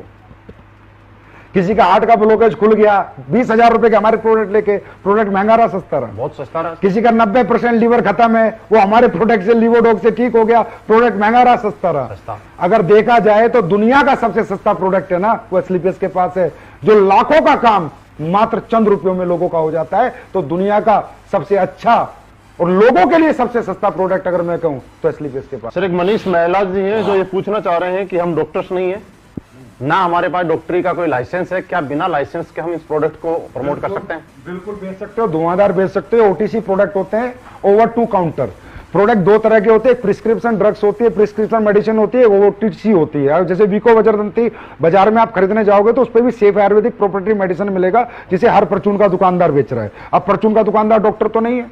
च्यवनप्राश आप कंपनियों को लेने जाओगे तो उसमें सेफ आयुर्वेदिक प्रोप्राइटरी मेडिसिन मिलेगा, जिसे हर एक दुकानदार बेच रहा है, हर गली मोहल्ले का दुकानदार बेच रहा है। अब वो डॉक्टर तो नहीं है। ओटीसी कैटेगरी का प्रोडक्ट कोई भी किसी को भी प्रमोट कर सकता है भारत सरकार के कायदे और नियम के अनुसार। हाँ, जो प्रिस्क्रिप्शन ड्रग्स है, जैसे वट्टी है, भस्मे हैं, उस तरह के बहुत से प्रोडक्ट आयुर्वेद में होते हैं जो हम लोग नहीं बनाते, उन्हें हम कहेंगे क्लासिकल मेडिसिन। क्लासिकल मेडिसिन दोस्तों हम प्रमोट नहीं कर सकते, सेफ आयुर्वेदिक प्रॉपर्टी हम सब प्रमोट कर सकते हैं, और पूरी हिंदुस्तान की सारी कंपनियां कर रही हैं। ये सब आपके सामने। मतलब ये प्रोडक्ट हम आराम से किसी भी ओवर टू काउंटर, इसको कहते हैं ओटीसी प्रोडक्ट जी। सर यहां तक आपका सेशन के बाद एक मेरा सवाल है, और ये सवाल बहुत अच्छा सवाल है। आज एस्लीपियस वेलनेस का फाइटर, या मैं भी, हम किसी को भी अपने प्लान के बारे में जब बताते हैं तो सामने वाला ज्वाइन करे या ना करे, किसी को 5 साल का एक्सपीरियंस है, 10 साल का एक्सपीरियंस है, फिर भी एक चीज पे सल्यूट करके जाता है कि उस आदमी को सलाम करते हैं जिस आदमी ने प्लान बनाया है। मतलब लोग बहुत ज्यादा इंप्रेस हैं इस प्लान को, और वो एक चीज बोलते हैं कि ये प्लान नहीं है, ये हिंदुस्तान डायरेक्ट सेलिंग की कंपनियों का निचोड़ का एक प्लान है। मैं ये जानना चाहता हूं इस प्लान का आइडिया आपके दिमाग में कैसे आया? भाई वही बात है, जिसने किया होगा कर्म उसको ही पता होंगे अपने धर्म। तो मैंने कर्म किए थे, डायरेक्ट सेलिंग की थी। मैं कोई वो तो नहीं हूं इंडस्ट्रियलिस्ट की आगे सीधा डायरेक्ट सेलिंग कंपनी खोल ली। तो जो दर्द, जो तकलीफें मुझे हुई थी, जैसे फॉर एग्जांपल हम लोग पैसे कमाते थे तो जितने आते थे उतने खर्चा हो जाता था। 2-2 साल तक हमारे घर वाले पूछते थे भाई क्या कमाया, तो हम बोलते थे और रुक जाओ बस आने वाला है। उस ना तो वो कभी आया ना हम कभी रुके, तो आखिर में घर वाले नेगेटिव हो जाते थे, परेशान हो जाते थे। क्योंकि देखो एक डायरेक्ट सेलर का खर्चा तो होता है, इसमें कोई डाउट नहीं है, खर्चा तो होता है। आपने दिवाली बोनस सुना है? हाँ। मतलब आदमी पूरी साल की तनख्वाह को इतनी वैल्यू नहीं देता जितनी दिवाली बोनस को देता है। और दिवाली बोनस से वो बच्चों की 100% गिफ्टें लेके आता है, घर में कुछ ना कुछ खुशियां आती हैं। बस यही मैंने सोचा कि एक जो हम सेल्स इंसेंटिव देते हैं यार, ये तो खर्चा हो जाए लोगों का, पर सेल्स परफॉर्मेंस बोनस बच जाए, लोगों का बोनस बच जाए। तो आज हमारी कंपनी में क्या है, 300 की टीम भी बनाता है ना तो 1.5-2 लाख घर दे देता है। तो आज हमारी कंपनी की ग्रोथ का कारण क्या है कि घर वाले बच्चों के साथ आ गए। वो कहते हैं अरे वाह बेटा 6 महीने में तूने 2 लाख दे दिए, 6 महीने में 1.5 लाख दे दिए। और जहां हम काम करते थे सर, हम 2-2 साल 2 रुपए नहीं दे पाए। उल्टा हमारी तो बीवी ये कहती थी कि बर्बाद करने के लिए तूने काम शुरू किया है, क्योंकि हमने तो अपना फंड में निकाल के लगा दिया था। तो ये कारण है। दूसरा अपने फैमिली ट्रिप वगैरह सर, वो देखे ऐसा है, वही बात है जिसने कि कर्म वो जानता है तकलीफें। जब हम रात को काम करके 12 बजे आते थे तो खाना गरम बीवी देती थी, जब हम उठते थे बच्चे स्कूल चले जाते थे। तो कहीं ना कहीं फैमिली का बहुत बड़ा रोल होता है। अब हमें तो कंपनियां घुमा रही है, थाईलैंड जाओ, दुबई जाओ, स्विट्जरलैंड जाओ, फलानी जगह जाओ। अरे भाई परिवार तो सबसे बड़ी ताकत है, जो हम हैं आज उन्हीं की वजह से, तो उन्हें भी तो घुमाना बनता है। तो देने को तो मैं 1 टिकट भी दे सकता था, लेकिन मैंने 4 टिकट दिए, because Asclepius is a family company. तो आज जब हमारे लोगों के माँ बाप घूम के आते हैं, 20 बच्चे घूम के आते हैं, तो उन लोगों को आते ही कहते हैं अरे भाई वाह क्या काम किया आपने। तो हमने सबको इसलिए घुमाया कि लोगों, उनकी बीवी और बच्चों को लगे कि तुम्हारा पिता या तुम्हारा पति रियली कोई दुनिया की नंबर 1 डायरेक्ट सेलिंग कंपनी में काम करता है, और ये काम सबको करना चाहिए। किसी ने सवाल पूछा है कि हम यहाँ पे करियर लगाना चाहते हैं, लेकिन ये जानना चाहते हैं कि क्या ये मैथमेटिकली कैलकुलेटेड है जिससे कि अपना करियर यहाँ पे लगाया जा सके। देखिए बिल्कुल, जिसने भी सवाल पूछा बहुत जेन्युइन सवाल है। अगर कंपनी को अगले 100 साल तक चलना है, 200 साल तक चलना है, 500 साल तक चलना है, तो सिर्फ फिगर से काम नहीं चलेगा। मैथमेटिकली कंपनी को 100% कैलकुलेट होना पड़ेगा। हमारा plan 100% mathematically percentage wise calculated है, और कंज्यूमर अफेयर्स में ये प्लान हमारा जमा है, हो चुका है। और अभी मैं सबके लिए बता दूं, सब लोग सुने कि आने वाले समय में डायरेक्ट सेलिंग गाइडलाइंस के आई थी, अभी रूल आ रहे हैं। रूल मतलब कानून आ रहा है, और कानून में साफ साफ लिखा हुआ है, वो लोग भी सावधान हो जाएं जो इधर उधर चिल्लर पिल्लर कंपनियों में घूम रहे हैं। साफ साफ लिखा है कि मैथमेटिकली कैलकुलेशन आपको रूल्स आने के बाद अपने पेपर्स जमा जब आप कराओगे तो आपको देना पड़ेगा, परसेंटेज वाइज आपको पैसा बांटना पड़ेगा। आप कुछ भी नहीं लिख के दे सकते 1000 रुपए का पेयर दे रहा हूं, 2000 का दे रहा हूं, 5000 यहां मिलेंगे, नहीं, मैथमेटिकली लाना पड़ेगा क्योंकि ये तो रूल्स में है सर। और हमें आज एसएलपीएस एक ऐसा ब्रांड है जहां जिसकी तरफ सरकार भी इज्जत से देखती है कि हां अच्छे लोग अच्छा काम करते हैं, तो हम सरकार के खिलाफ भी काम नहीं कर सकते। तो सीधी सी बात है, सरकार ही मैथमेटिकली मांग रही है तो हमें मैथमेटिकली में आना है। हम आ चुके हैं और हमेशा रहेंगे भी। जिंदगी जीने में उतार चढ़ाव बहुत आते हैं, कभी चढ़ाव भी होता है, कभी उतार भी होता है, लेकिन वजह क्या है कि एसएलपीएस वेलनेस लास्ट 6 साल से एक एक्सपोनेंशियल ग्रोथ पे चल रही है। इसकी वजह कोई आप किस चीज को मानते हैं? इसकी वजह हम आपको मानते हैं। नहीं, ये तो सिर्फ आपका बड़प्पन है। इसकी वजह हम जनता को मानते हैं, जनता जनार्दन को मानते हैं, हाथ जोड़ के प्रणाम करते हैं। वो कस्टमर हमारे जो खुश हैं और वो लीडर जो हमारे खुश हैं और वो प्रोडक्ट हमारे जिन्होंने वो रिजल्ट दिए मार्केट में, जिससे आज ये इज्जत मान सम्मान आपका प्यार मिलता है और हर दिन हम आगे बढ़ते हैं। मेरे के मतलब रोंगटे खड़े हो रहे हैं बताते हुए कि जब लॉकडाउन शुरू हुआ था, जिस सेल पे हम थे पिछले हफ्ते हमने वो सेल क्रॉस कर दी। अब इसे क्या बताऊं मैं, अब कई बार तो मुझे भी समझ नहीं आता कि ये कैसे हो रहा है। लगता है महाकाल बाबा या भगवान या अल्लाह खुदा गॉड वाहेगुरु कर रहे हैं और लोग कर रहे हैं। और अचीवर्स टेस्टिमोनियल हैं, उनसे भी ग्रोथ है कि जो लोग बेचारे कहीं कामयाब नहीं हुए थे वो 2-2 साल में कामयाब हो गए, उन्हें देख के भी ग्रोथ है। और प्रोडक्ट के रिजल्ट सबसे बड़ा हमारा ग्रोथ का कारण है, क्योंकि कस्टमर जब दुआ देगा ना सर किसी भी कंपनी को, तो उसके लीडर भी और वो कंपनी भी दोनों फलेंगे और फूलेंगे। कस्टमर की दुआ बहुत जरूरी है। सर एक सवाल है, आज एसएलपीएस वेलनेस में जितने भी अचीवर हैं मैक्सिमम लोग फ्रेशर हैं और दूसरा बहुत सारे लोग ऐसे हैं जो पहले से किसी न किसी डायरेक्ट सेलिंग इंडस्ट्री में काम किया करते थे। लेकिन वजह क्या है कि एक लंबे टाइम तक एक डायरेक्ट सेलिंग ने दूसरी कंपनी में किसी भी अदर कंपनी में काम करने के बाद वो कामयाबी नहीं ले पाया जिसके कंपेयर 6 महीने के अंदर वो यहाँ पे अपना वजूद बना पाया और एक बहुत बड़ा रिकॉर्ड बना पाया। ऐसा क्या है? देखिए सबसे पहले तो किसी भी कंपनी में जो काम करते थे ना, मैं वो कहूंगा जो झोलर कंपनी है जिनका मतलब हिसाब किताब ही हवा बेचने का है ना, उनके लिए लोग सावधान हो जाएं। भाई मैं एक बात कहता हूं, पैसे ही कमाने हैं ना तो किसी अच्छी कंपनी में काम कर लो भाई, हमारी में मत करो, किसी और में कर लो। अच्छे प्रोडक्ट बेचो यार, कम से कम ये तो सोचो तुम्हारा बाप सीने के 2 बटन खोल के बाजार में निकले कि मेरा बेटा BMW लेकर आया है तो दुनिया का भला करके लाया, मर्सिडीज लेकर आया दुनिया का भला करके लाया है। ये तो ना कहे तुम हमारे बाप को माँ को लोग अरे तेरे बेटे ने पूरा गांव लूट लिया, पूरा शहर लूट लिया, ऐसे घटिया प्रोडक्ट बेचे, ऐसे घटिया चीजें बेची जो आज हमारे लोगों के किसी काम की नहीं है। तो मेरा कहने का मतलब है, पहले तो उन लोगों के लिए मैसेज है, भाई अपनी इज्जत से बड़ा पैसा नहीं होता, अपने माँ बाप के सम्मान से बड़ा सम्मान नहीं होता, तो अच्छी सम्मानित कंपनियों में काम करो, बहुत अच्छी कंपनी, मेरी में मत आओ, किसी और में चले जाओ, लेकिन अच्छी कंपनियों में जाओ।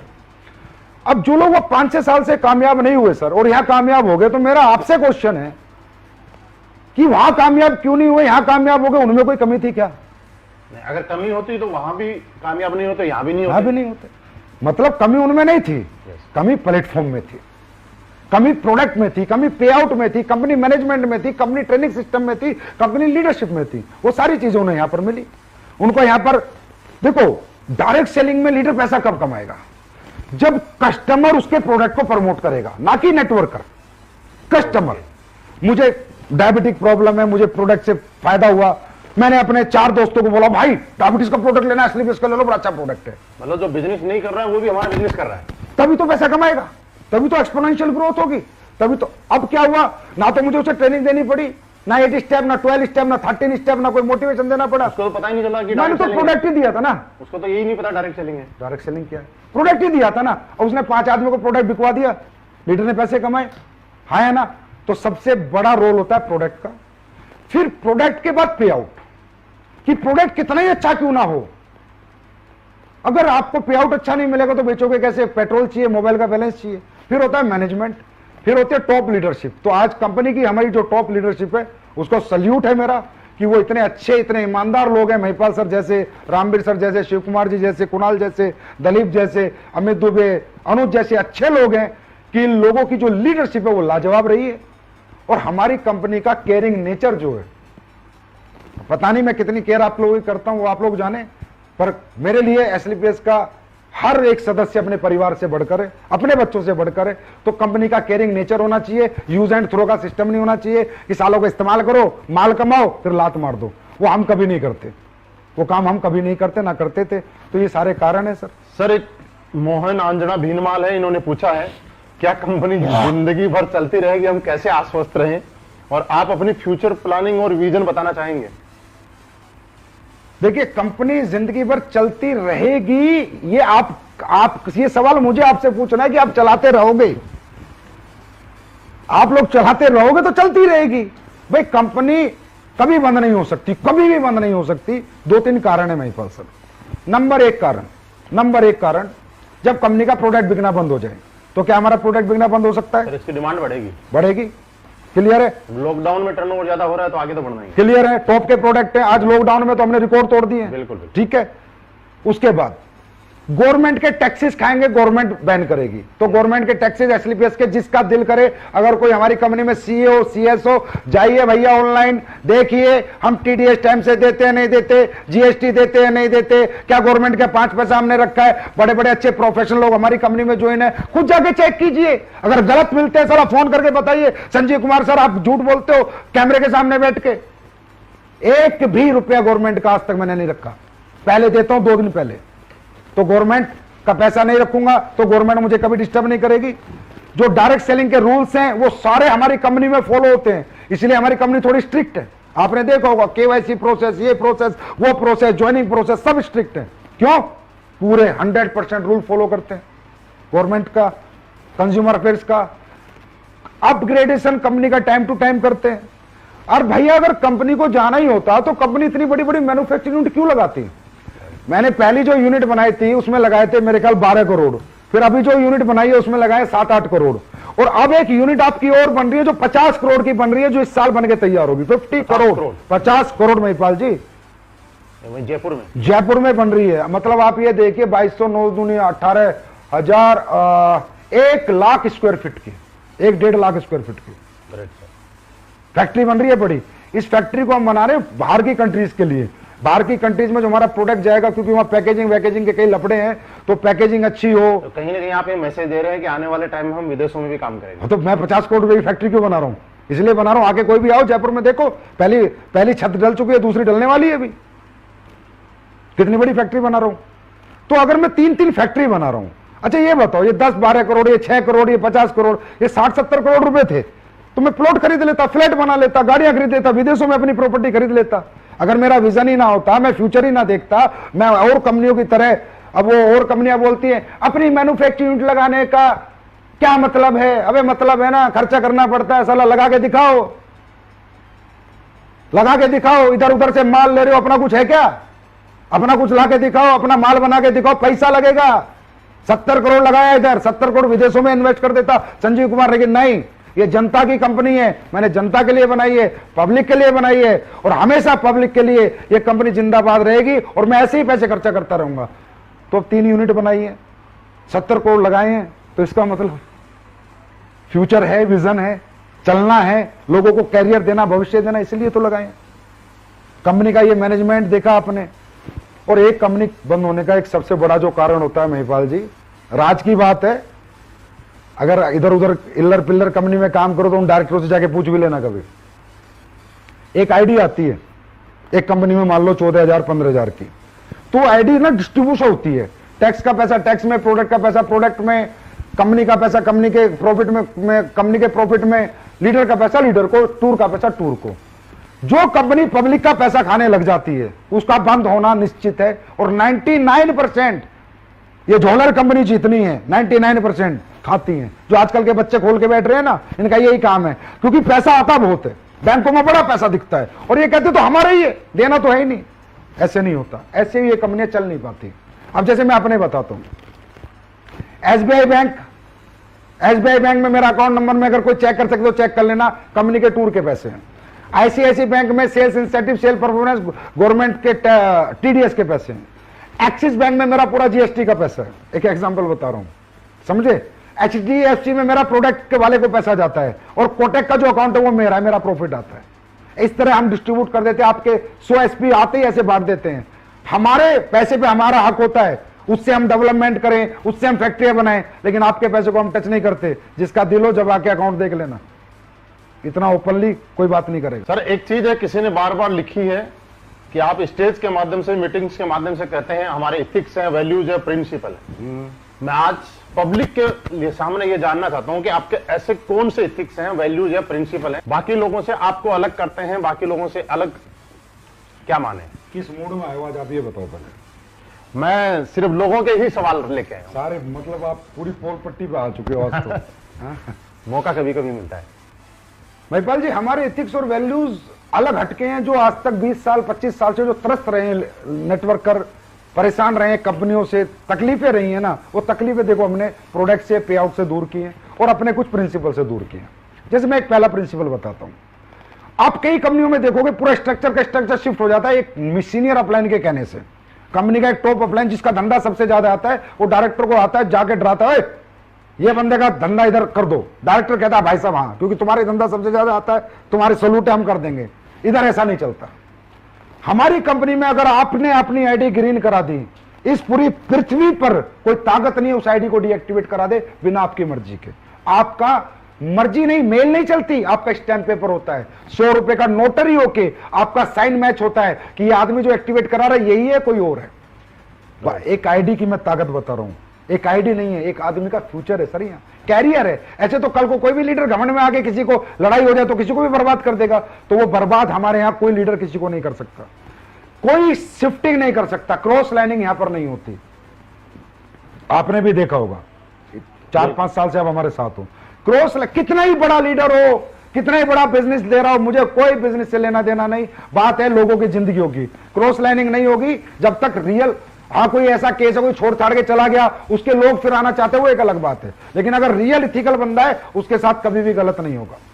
हमारे यहाँ कोई रिन्यूअल फीस नहीं हुई, पहले दिन से कोई रिन्यूअल हमने नहीं लिए हमारे यहाँ पर। और तो छोड़ो सर, फ्रेंचाइजी लेने वाले लोग हैं ना, कोई सिक्योरिटी फीस नहीं लेते हम। अच्छा, हाँ जी। और फ्रेंचाइजी के एग्रीमेंट में ये लिखते हैं कि भाई तेरा प्रोडक्ट बिकता है तो ठीक, नहीं बिकता तो 1 साल बाद देके जा, पैसे लेके जा। 5 पैसा लायबिलिटी एसलीपीएस वेलनेस पे हिंदुस्तान में कोई नहीं कह सकता। ये हमारे एथिक्स हैं।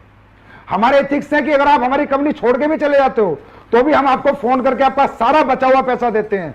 अगर आप टूर पे, तो अगर मान लो आप छोड़ के चले गए, हम तो आपको टूर पे नहीं लेके जाएंगे, लेकिन टूर का पैसा देंगे आपको बुला के। भाई साहब आप चले गए, आपको हमारी कंपनी अच्छी नहीं लग रही, आप दूसरी कंपनी में चले गए, भाई साहब आपने हमारे यहाँ जो मेहनत करी है ना, आप अपना मेहनताना लेके जाओ, कोई बात नहीं, आप चले गए, आपका हमारे साथ दिल नहीं लग रहा, पर हम आपका हक का पैसा कभी नहीं खाएंगे। ये एसलीपीएस है सर, ये एथिक्स है, ये प्रिंसिपल है, ये वैल्यूज है हमारी, जिनके साथ कोई कॉम्प्रोमाइज नहीं होता। आपको पता है आप कंपनी के टॉप अचीवर हो, क्या रियली आपने कभी प्रयास किया किसी की क्रॉस लाइनिंग कराने का? नहीं कभी किया मन में? क्योंकि आपको पता हो ही नहीं सकता। तो आपने तो खैर, आप तो बहुत अच्छे आदमी, आप तो कर ही नहीं सकते, लेकिन और बहुत लीडरों ने प्रयास किया, लेकिन उन्हें रास्ते में नेगेटिव रिजल्ट। नहीं हो सकता भाई। अगर किसी के 2 लाख चल गए और वो भैंस भी चराएगा ना, तो भी हमारे यहां से चेक जाता है।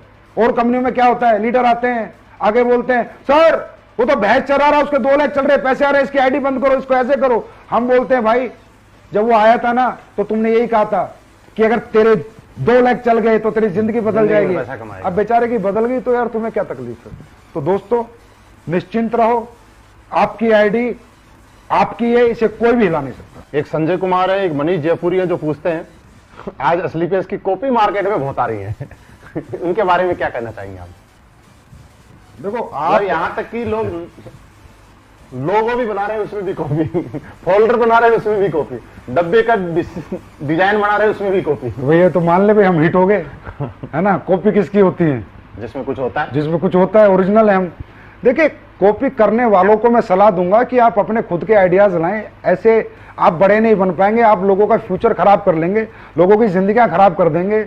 आप वही खेल खेलेंगे जो आज तक 20 साल से लोग खेलते रहे और डायरेक्ट सेलिंग इंडस्ट्री बदनाम होती रही, क्योंकि आप लोगों ने भागना ही भागना है। अब नहीं तो क्योंकि हमारी कॉपी हो नहीं सकती महिपाल जी। पहली बात, हमारी कॉपी करने के लिए 4-4 मैन्युफैक्चरिंग यूनिट लगाओ, हमारी कॉपी करने के लिए हमारी प्रोसेसिंग लाओ, हमारी कॉपी करने के लिए हमारे प्रोडक्ट में क्वालिटी लाओ, वो क्वालिटी दो जो हम देते हैं, दे के दिखाए कोई।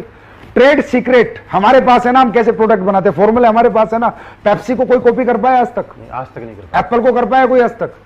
बड़े बड़े बिरले बैठे हैं, क्यों? फिर भी लोग एप्पल के दीवाने हैं। अगर पीछे सेब कटा हुआ मोबाइल पे चिपकाने से हर आदमी एप्पल बन जाता तो फिर तो सभी साले एप्पल बन जाते। एप्पल की शक्ल के कुछ मोबाइल आए थे तो शायद बंद भी हो गए, है ना। तो एप्पल नहीं बन सकते ना, तो आप एसलीपीएस तो बन ही नहीं सकते ना। तो आप कितनी मर्जी कॉपी कर लो। अच्छा, कॉपी करने से होता क्या है कि जो बेचारी, वही मैंने कहा ना, वो बच्चा जो पहली बार सेमिनार देखा है, नया नया आया है, वो नहीं ना समझ होता है। उसको दिखाओ दे कैसे प्लान है, जैसा एसलीपीएस कैसे प्रोडक्ट है, वो बेचारा बेवकूफ बन के घुस जाता है। ट्रेड सीक्रेट हमारे पास है, ठीक है। अब हमारा प्लान कॉपी कर लिया भाई, मैथमेटिकली कैलकुलेशन लाओ। अब कॉपी करना आसान है, देना मुश्किल है ना। अरे तुम लिख दोगे, लिखना आसान है, पर देने में हाथ कांपते हैं। वो मैं कहता हूं ना, वहां जिगर नहीं चाहिए, जिगरा चाहिए। तो भाई क्या तुम इस कैपेबल हो, इतना पैसा दे सकते हो जितना लिखते हो? बस कॉपी एसलीपीएस का वो छाप दिया फोल्डर, और अच्छा कई कंपनी तो ऐसी है 19वां लेवल, 20वां लेवल। अरे भाई पहले 10-20 लेवल देते तो। और दूसरी बात है, इनका आश्रय भी बुरा होने वाला है। अच्छा मैं बता रहा हूं, ऐसी कंपनी का कोई मालिक सुन रहा हो तो ध्यान से सुन। अभी डायरेक्ट सेलिंग गाइडलाइंस में रूल्स, उन रूल्स के अंदर मैथमेटिकली कैलकुलेशन चाहिए प्लान में। उन रूल्स के अंदर बहुत सारी चीजें आ रही जो तुम लोग फॉलो नहीं कर रहे, ना तुम कभी कर सकते। सही है, इसके लिए बहुत ज्यादा मैनेजमेंट, बहुत ज्यादा पैसा चाहिए। और अच्छी बात बताता हूं तुम लोगों को मेरे बच्चों, रूल्स के अंदर मैं पूरी ताकत लगा रहा हूं, 10 करोड़ की सिक्योरिटी डलवा रहा हूं कि जो भी नई एमएलएम कंपनी चल रही है सबको 10-10 करोड़ देने पड़ेंगे। मैं पूरी ताकत लगा रहा हूं, 10-5 तो डलवा ही दूंगा। तो उतना जुगाड़ रखना, तब जाके चला पाओगे। लोगों की जिंदगी बर्बाद मत करो। मतलब लोगों के लिए आप डर पैदा कर रहे हो। अरे सर मैं सच बता रहा हूं, रूल्स बन रहे हैं, उनमें सिक्योरिटी लग रही है। वो सिक्योरिटी इसलिए ले रही है गवर्नमेंट में जनता का भविष्य है इनमें। सर आप ये समझो, कोई उल्लर पुल्लर आया, कंपनी खोल के बैठ गया, 2 कमरे के एक जगह ली, एक सॉफ्टवेयर बनाया, एक प्रोडक्ट वाले से बात करी, कंपनी खोल के बैठ गया। अरे कंपनी भविष्य है भाई। लोग अपनी बीबीए, एमबीए, एलएलबी छोड़ के तुम्हारे साथ जिंदगी लगाते हैं यार, उनकी जिंदगी की कोई जिम्मेदारी नहीं है क्या? तो भारत सरकार भी ये रूल बना रही है कि जो भी कंपनी आएगी उसको बड़ा अमाउंट सिक्योरिटी देगी तो ही चला पाएगी, नहीं तो नहीं चला पाएगी। और एक संजीव कुमार इसका समर्थन में खड़ा है। कुछ लोग समर्थन नहीं कर रहे हैं, लेकिन मैं इसके समर्थन में हूं कि अंदर की बात सब सुन लो आराम से, कोई दिक्कत नहीं। एक श्री राम बिश्नोई भवानी सिंह जी हैं जो ये पूछते हैं कि सर 2 महीने हो गए प्लान दिए जा रहे हैं, 60 से ज्यादा प्लान दिए, अभी तक ज्वाइनिंग नहीं आई, क्या करें? देखिए सबसे पहले क्वेश्चन बहुत अच्छा है, और बेटा आपको ये समझना है कि 60 प्लान से ज्वाइनिंग नहीं आती। प्लान आपने दिए किसको है पहले तो ये देखो। 3 तरह की लिस्ट होती है मार्केट में, A क्लास, B क्लास और C क्लास। C क्लास वो लोग होते हैं जो एडजस्टमेंट सेटिस्फेक्शन के लोग होते हैं और जिन पे पैसा नहीं होता। एक होती है B क्लास जिन पे थोड़ा पैसा होता है, और A क्लास वो होती है जो आपके प्रोडक्ट को और आपके प्लान को अफोर्ड कर सकती है। तो कैटेगरी ऑफ लिस्ट अपनी पहले सुधारो। आप उन लोगों को प्लान दो जिनकी जेब में पैसा है और जिन्हें प्रोडक्ट की जरूरत है। देखो आप जाकर रिक्शा वाले को प्लान दोगे, आप 60 क्या 600 प्लान दे दो, वो कहां से पैसे देगा? उसे ना जरूरत है ना उसकी जेब में पैसा है। तो पहले आप अपनी लिस्ट को फिल्टर करो। आप अपने ऐसे लोगों के पास जाओ जिनकी जेब में पैसा हो और जिन्हें जरूरत हो। दूसरा, आपका प्रेजेंटेशन परफेक्शन होना चाहिए। ऑब्जेक्शन के सॉल्यूशन आपको आने चाहिए। एजुकेशन आपके पास प्रॉपर होनी चाहिए। देखिए कोई भी आदमी अपना भविष्य उस आदमी के हाथ में नहीं देगा जिस आदमी को वो अपने से कमजोर आंकता हो। तो आप इतने अच्छे कपड़े पहन के जाएं, इतने मजबूत होके जाएं, इतनी अच्छी बातें लेके जाएं कि सामने वाले को लगे कि इसके हाथ में अगर अपना भविष्य दे दिया तो ये मेरी जिंदगी बना देगा। तो आपको इस मजबूती से अपने आप को एजुकेट करना है और अपनी पर्सनैलिटी को निखारना है और अपनी लिस्ट को फिल्टर करना है। आपको 100% रिजल्ट आएगा अगर आप उन लोगों के पास जाओगे जिनकी जेब में आपका प्रोडक्ट खरीदने के लिए पैसा है। बहुत बढ़िया सर, ये सारी चीजें हो गई बिजनेस से रिलेटेड। मैं आपसे कुछ पर्सनली चीजें पूछना चाहता हूं, अगर आपकी इजाजत हो तो। पूछो सर। आपकी जिंदगी का कोई ऐसा पल जिसको याद करके आप बड़ा अंदर से कोई दुखी महसूस होते हो? कोई दुखी पल? नहीं, दुखी पल आज तो नहीं है, पहले कभी था। हाँ, जिंदगी का कोई। सर मैंने जब नेटवर्किंग शुरू करी ना तो मैं आर्मी में था। अब फौज की सरकारी नौकरी ना मैंने लाइन लगा के छुड़वाई लोगों की, बहुत नौकरियां छुड़वाई। और उसके बाद जब मैंने वो कंपनी छोड़ दी और मैं 2 साल जब खुद भी नाकारा निकम्मा हो गया, बेकार हो गया, तो वो लोग बेचारे बड़े दुखी हुए। किसी ने सिक्योरिटी की नौकरी करी सर, किसी ने टीचर लगा। मतलब सबको मैं सपने, मतलब आप नाना करते आप 150 लोग मान लो सर जिनकी नौकरी मैंने सरकारी नौकरी छुड़वाई मोटिवेट करके, अरे मैं तुम्हारी जिंदगी बदल जाएगी, नेटवर्किंग ये कर देगी। और जब वो लोग कामयाब नहीं हुए ना सर, तो उनको फेस करना, उनसे बात करना मेरे बस की नहीं था। और मैं अपने आप को बड़ा दुखी महसूस करता था कि साला तूने तो पैसा कमा लिया, इनकी जिंदगी बर्बाद क्यों करी। तो मेरे जीवन में सबसे दुखी पल वही था सर। अब तो नहीं है क्योंकि वो सब लोग कामयाब हैं। इसी के अपोजिट एक सबसे खुशी का पल क्या है? कोई ऐसी चीज जो आपका शौक हो, जिस काम को करने में आपको बड़ा अच्छा लगता हो? मेरा सबसे सुखी पल यही है कि जितने लोगों को मैंने जीवन लगाया वो कामयाब हो गए, और सबसे अच्छा सुख मुझे मिलता है तो जो लोग मेरे को डीपली जानते हैं वो बता सकते हैं, लोगों की सेवा करने में मिलता है, लोगों को प्यार बांटने में मिलता है, किसी दुखी की मदद करने में मिलता है, किसी गरीब की मदद करने में मिलता है। शायद ऐसा कोई व्यक्ति ना हो जिसका मैसेज मेरे फोन पे और उसकी मैंने मदद ना करी हो आज तक। मतलब मुझे जनता की भलाई में मतलब जो मजा आता है वो किसी में भी नहीं आता। बेस्ट है मेरे लिए। मतलब I am 100% satisfied person in my life with my ethics and with my values and with my principles कि मैं जैसे काम करता हूं, जैसे जिंदगी जीता हूं, मैं बेहतरीन जिंदगी जीता हूं। वो हेलीकॉप्टर, याट और पानी के जहाज वो मुझे कुछ नहीं बनाने, मुझे लोगों की जिंदगियां बनानी है। मैं बनाता रहूंगा, मैं लड़ता रहूंगा, मैं चलता रहूंगा, कुछ भी हो जाए। जिसने दिल से काम किया उसको कभी यहां से निराशा हाथ नहीं लगेगी, और मैं लोगों की सेवा करता रहूंगा। यही कारण है कि आज असली पेस वेलनेस देश के साथ, लोगों के साथ जहां भी जरूरत हो वहां अपना जितना हो सके उससे भी ज्यादा करने की कोशिश कर रही है। अब देखो, देश तो सर्वोपरि है बड़े भाई। अगर देश नहीं रहेगा तो कौन सी असली पेस, कौन सी दिल्ली, कौन सी मुंबई? देश सर्वोपरि है। मैं तो कहता हूं हर आदमी को देश सेवा में बढ़ चढ़ के हाथ लेना, बढ़ चढ़कर सहयोग करना चाहिए। अरे देश है तो हम पैसा कहां से कमा रहे हैं भाई? हिंदुस्तान के लोगों से, पाकिस्तान के लोगों से? सही है, हिंदुस्तान। फिर हम रह किसकी जमीन पर? हिंदुस्तान की। तो देश के लिए नहीं खड़ा होना चाहिए क्या? अरे देश तो ये कोई दिखावा नहीं है कि संजीव कुमार ने पीएम केयर फंड में दिया तो अपने आप को प्रमोट करने के लिए दिया, या संजीव कुमार ने किसी को मास्क बांटे तो प्रमोट करने के लिए दिए। अरे यार, देश है तो संजीव कुमार है ना, देश नहीं तो संजीव कुमार थोड़ी है। और इसलिए तो मैं कहता हूं, चला हमारे देश के लोग ऐसे गलत लोगों का साथ देते हैं, इतने गंदे लोगों का, जो लोगों को लूट रहे हैं, लोगों को बेवकूफ बना रहे हैं। अरे हिंदुस्तान के लोग इन्हें क्यों लूट रहे हो? ऐसे निकम्मे लोगों से सबसे मैं कहूंगा कि जो भी लोग देश के साथ गद्दारी करते हैं, और गद्दारी में क्या है? गलत चीजें बेचना, मिलावटी चीजें बेचना, गलत वादे करना, गलत धोखा देना, मोटिवेट करके आडंबर में फंसा के रखना। तो पाकिस्तान वालों को फंसाओ ना। तो भाई देश तो सर्वोपरि है महिपाल जी, और मेरे लिए था, है और जीवन भर रहेगा। आज सर हिंदुस्तान में बहुत सारे लोग आपसे इंप्रेस हैं, आपसे प्रभावित हैं, आपकी गाइडलाइन के तहत चल के और बहुत अच्छी कामयाबी ले रहे हैं। लेकिन ये जानना चाहते हैं कि आज इस लेवल पे आने के बाद, और खुद ही इस लेवल पे नहीं, अपने साथ में इतने लोगों को इस लेवल पे लाने के बाद, आपकी जिंदगी का कोई सैक्रिफाइस रहा होगा? कुछ छोड़ दो, टाइम भी हो गया। मतलब ये खास सवाल है लोगों के लिए, क्योंकि लोग, हर आदमी के सपने हैं, आगे बढ़ना चाहते हैं। देखिए, वो जानना चाहते हैं कि कोई ऐसा सैक्रिफाइस जिसकी वजह से आज आप यहाँ पे अपने आप को मानते हैं। देखिए महिपाल जी, सेक्रीफाइस करे बिना आप सक्सेस नहीं हो सकते। बिल्कुल, सेक्रीफाइस बहुत इंपॉर्टेंट पार्ट होता है लाइफ का।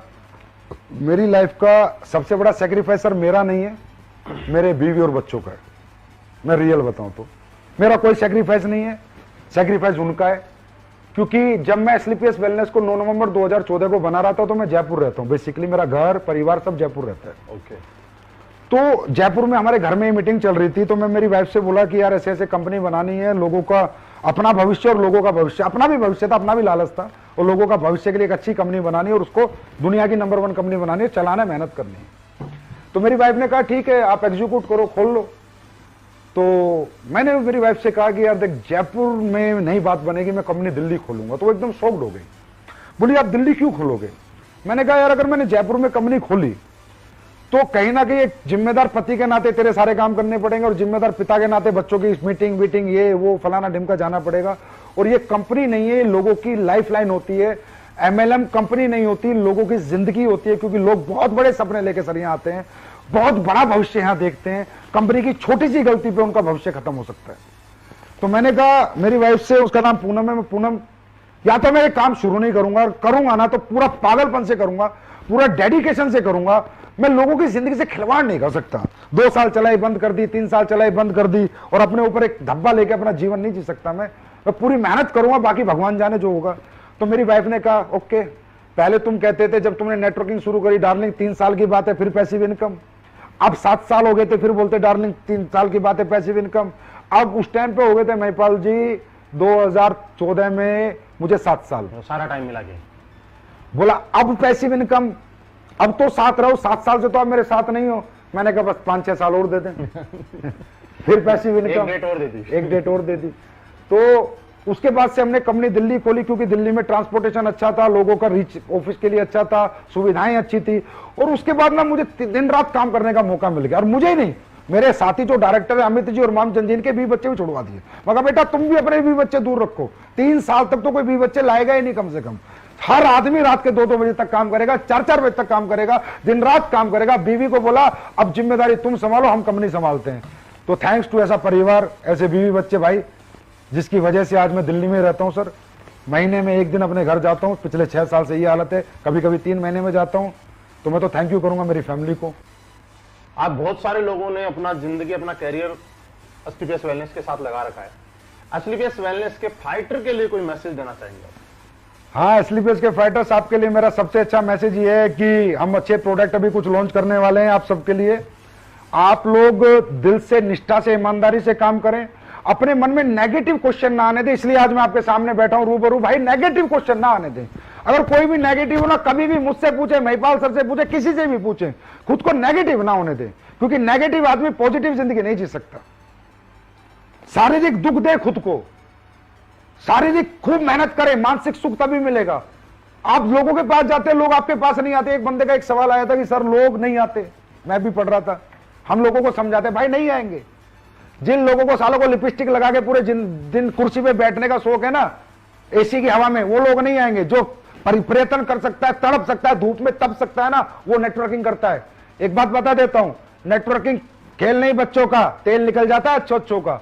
तो हर आदमी नेटवर्किंग नहीं करता। अब सोचो तुम्हारे यहां पर, हमारे ऑफिस में चेक बनाते हैं लड़के लड़की तुम्हारे 2-2 लाख के, 1.5 लाख के, 25 लाख के। उनकी तनख्वाह 15,000 है। 94 लाख तक के भी। 94 लाख तक के उनकी तनख्वाह 15,000 है। क्यों? क्योंकि सुबह आते हैं लिपस्टिक लगा के 10 बजे, फिर आके यहाँ चेयर पे बैठते हैं, कंप्यूटर के सामने टक टक टक टक, एसी चल रहा है, चले जाते हैं।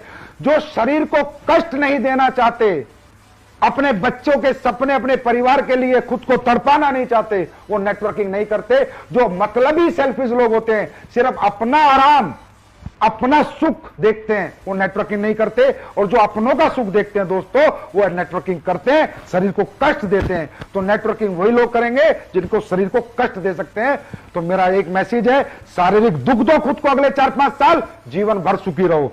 दूसरा, नेगेटिव खुद को होने मत दो। अपलाइन जो बोले वो करो, ब्लाइंड बिलीव करो अपने अपलाइन पर। और हिंदुस्तान में नहीं, मैं पूरे विश्व की गारंटी लेता हूं, बेस्ट टॉप लीडरशिप एसलीपीएस के पास है। और उसके बाद आपके लिए हम एक प्रोडक्ट ये बना दिया, वायरल डॉक। एक अच्छा प्रोडक्ट बनाया आपके लिए, जो अभी कोरोना काल चल रहा है उसमें काफी इफेक्टिव है, काफी फायदा, हाँ काफी फायदा देगा लोगों को। वायरल डॉग है, वायरल डॉग बहुत फायदा देगा लोगों को। भगवान ने चाहा तो जो इसे पिएगा उसको वो वायरस हो ही ना, ऐसा हो सकता है, बाकी ऊपर वाला चाहेगा। बहुत मेहनत करी है, तभी 3 महीने में निकाल पाया हूं। इस पे R&D बहुत हुई है, बहुत मेहनत हुई है। और अच्छे नए प्रोडक्ट हम आपके लिए लेके आ रहे हैं।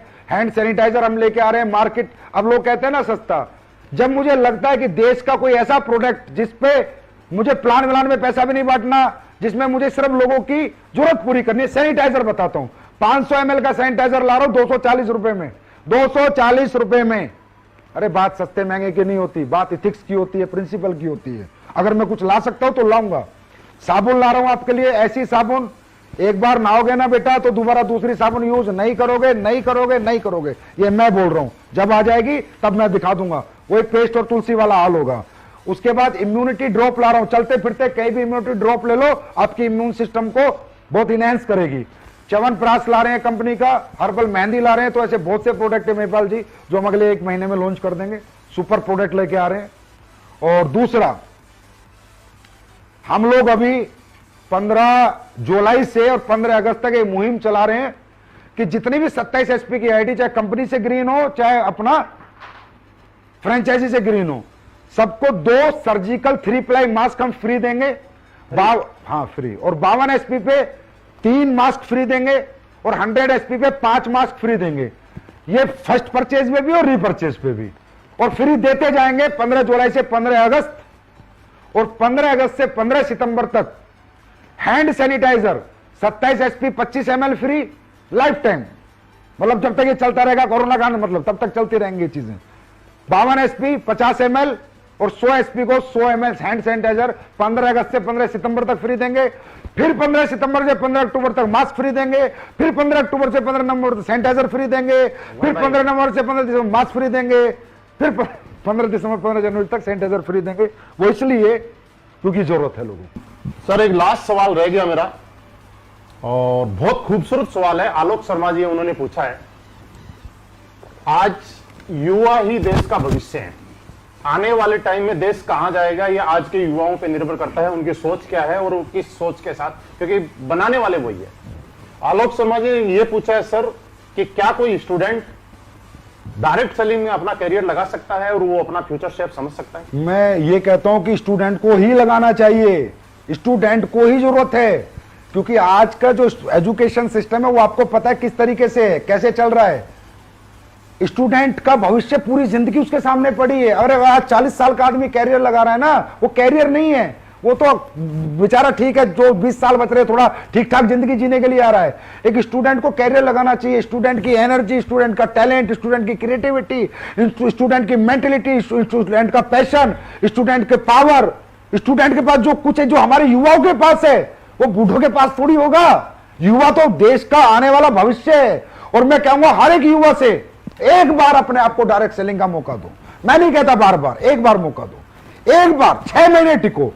आपको जो हमारी इंडस्ट्री देगी ना दोस्तों, कहीं से नहीं मिलेगा। हम पर्सनालिटी डेवलपमेंट देंगे, स्किल डेवलपमेंट देंगे, सेलिंग डेवलपमेंट देंगे, मेंटल डेवलपमेंट देंगे। हम आपको ऐसा बना सकती है इंडस्ट्री, जैसा आप बड़े से लंदन से पढ़ के आओ ना, ऑक्सफोर्ड से, तो नहीं बन सकते। आप किसी अच्छी डायरेक्ट सेलिंग कंपनी में अगर डायरेक्ट सेलिंग की पढ़ाई कर लो ना, तो इतना इनहेंस कर जाओगे अपने आप को कि आप देश के प्रधानमंत्री तक बनने का जज्बा आपके अंदर आ जाएगा। ये हमारी एजुकेशन है, ये हमारा परिवार है, ये हमारा एटमोस्फेयर है। तो हर स्टूडेंट को मैं कहूंगा भाई हमेशा पहले करके देखो तो सही यार, एक मौका दो। अगर जमती है तो रुकना, नहीं तो फिर निकल जाना।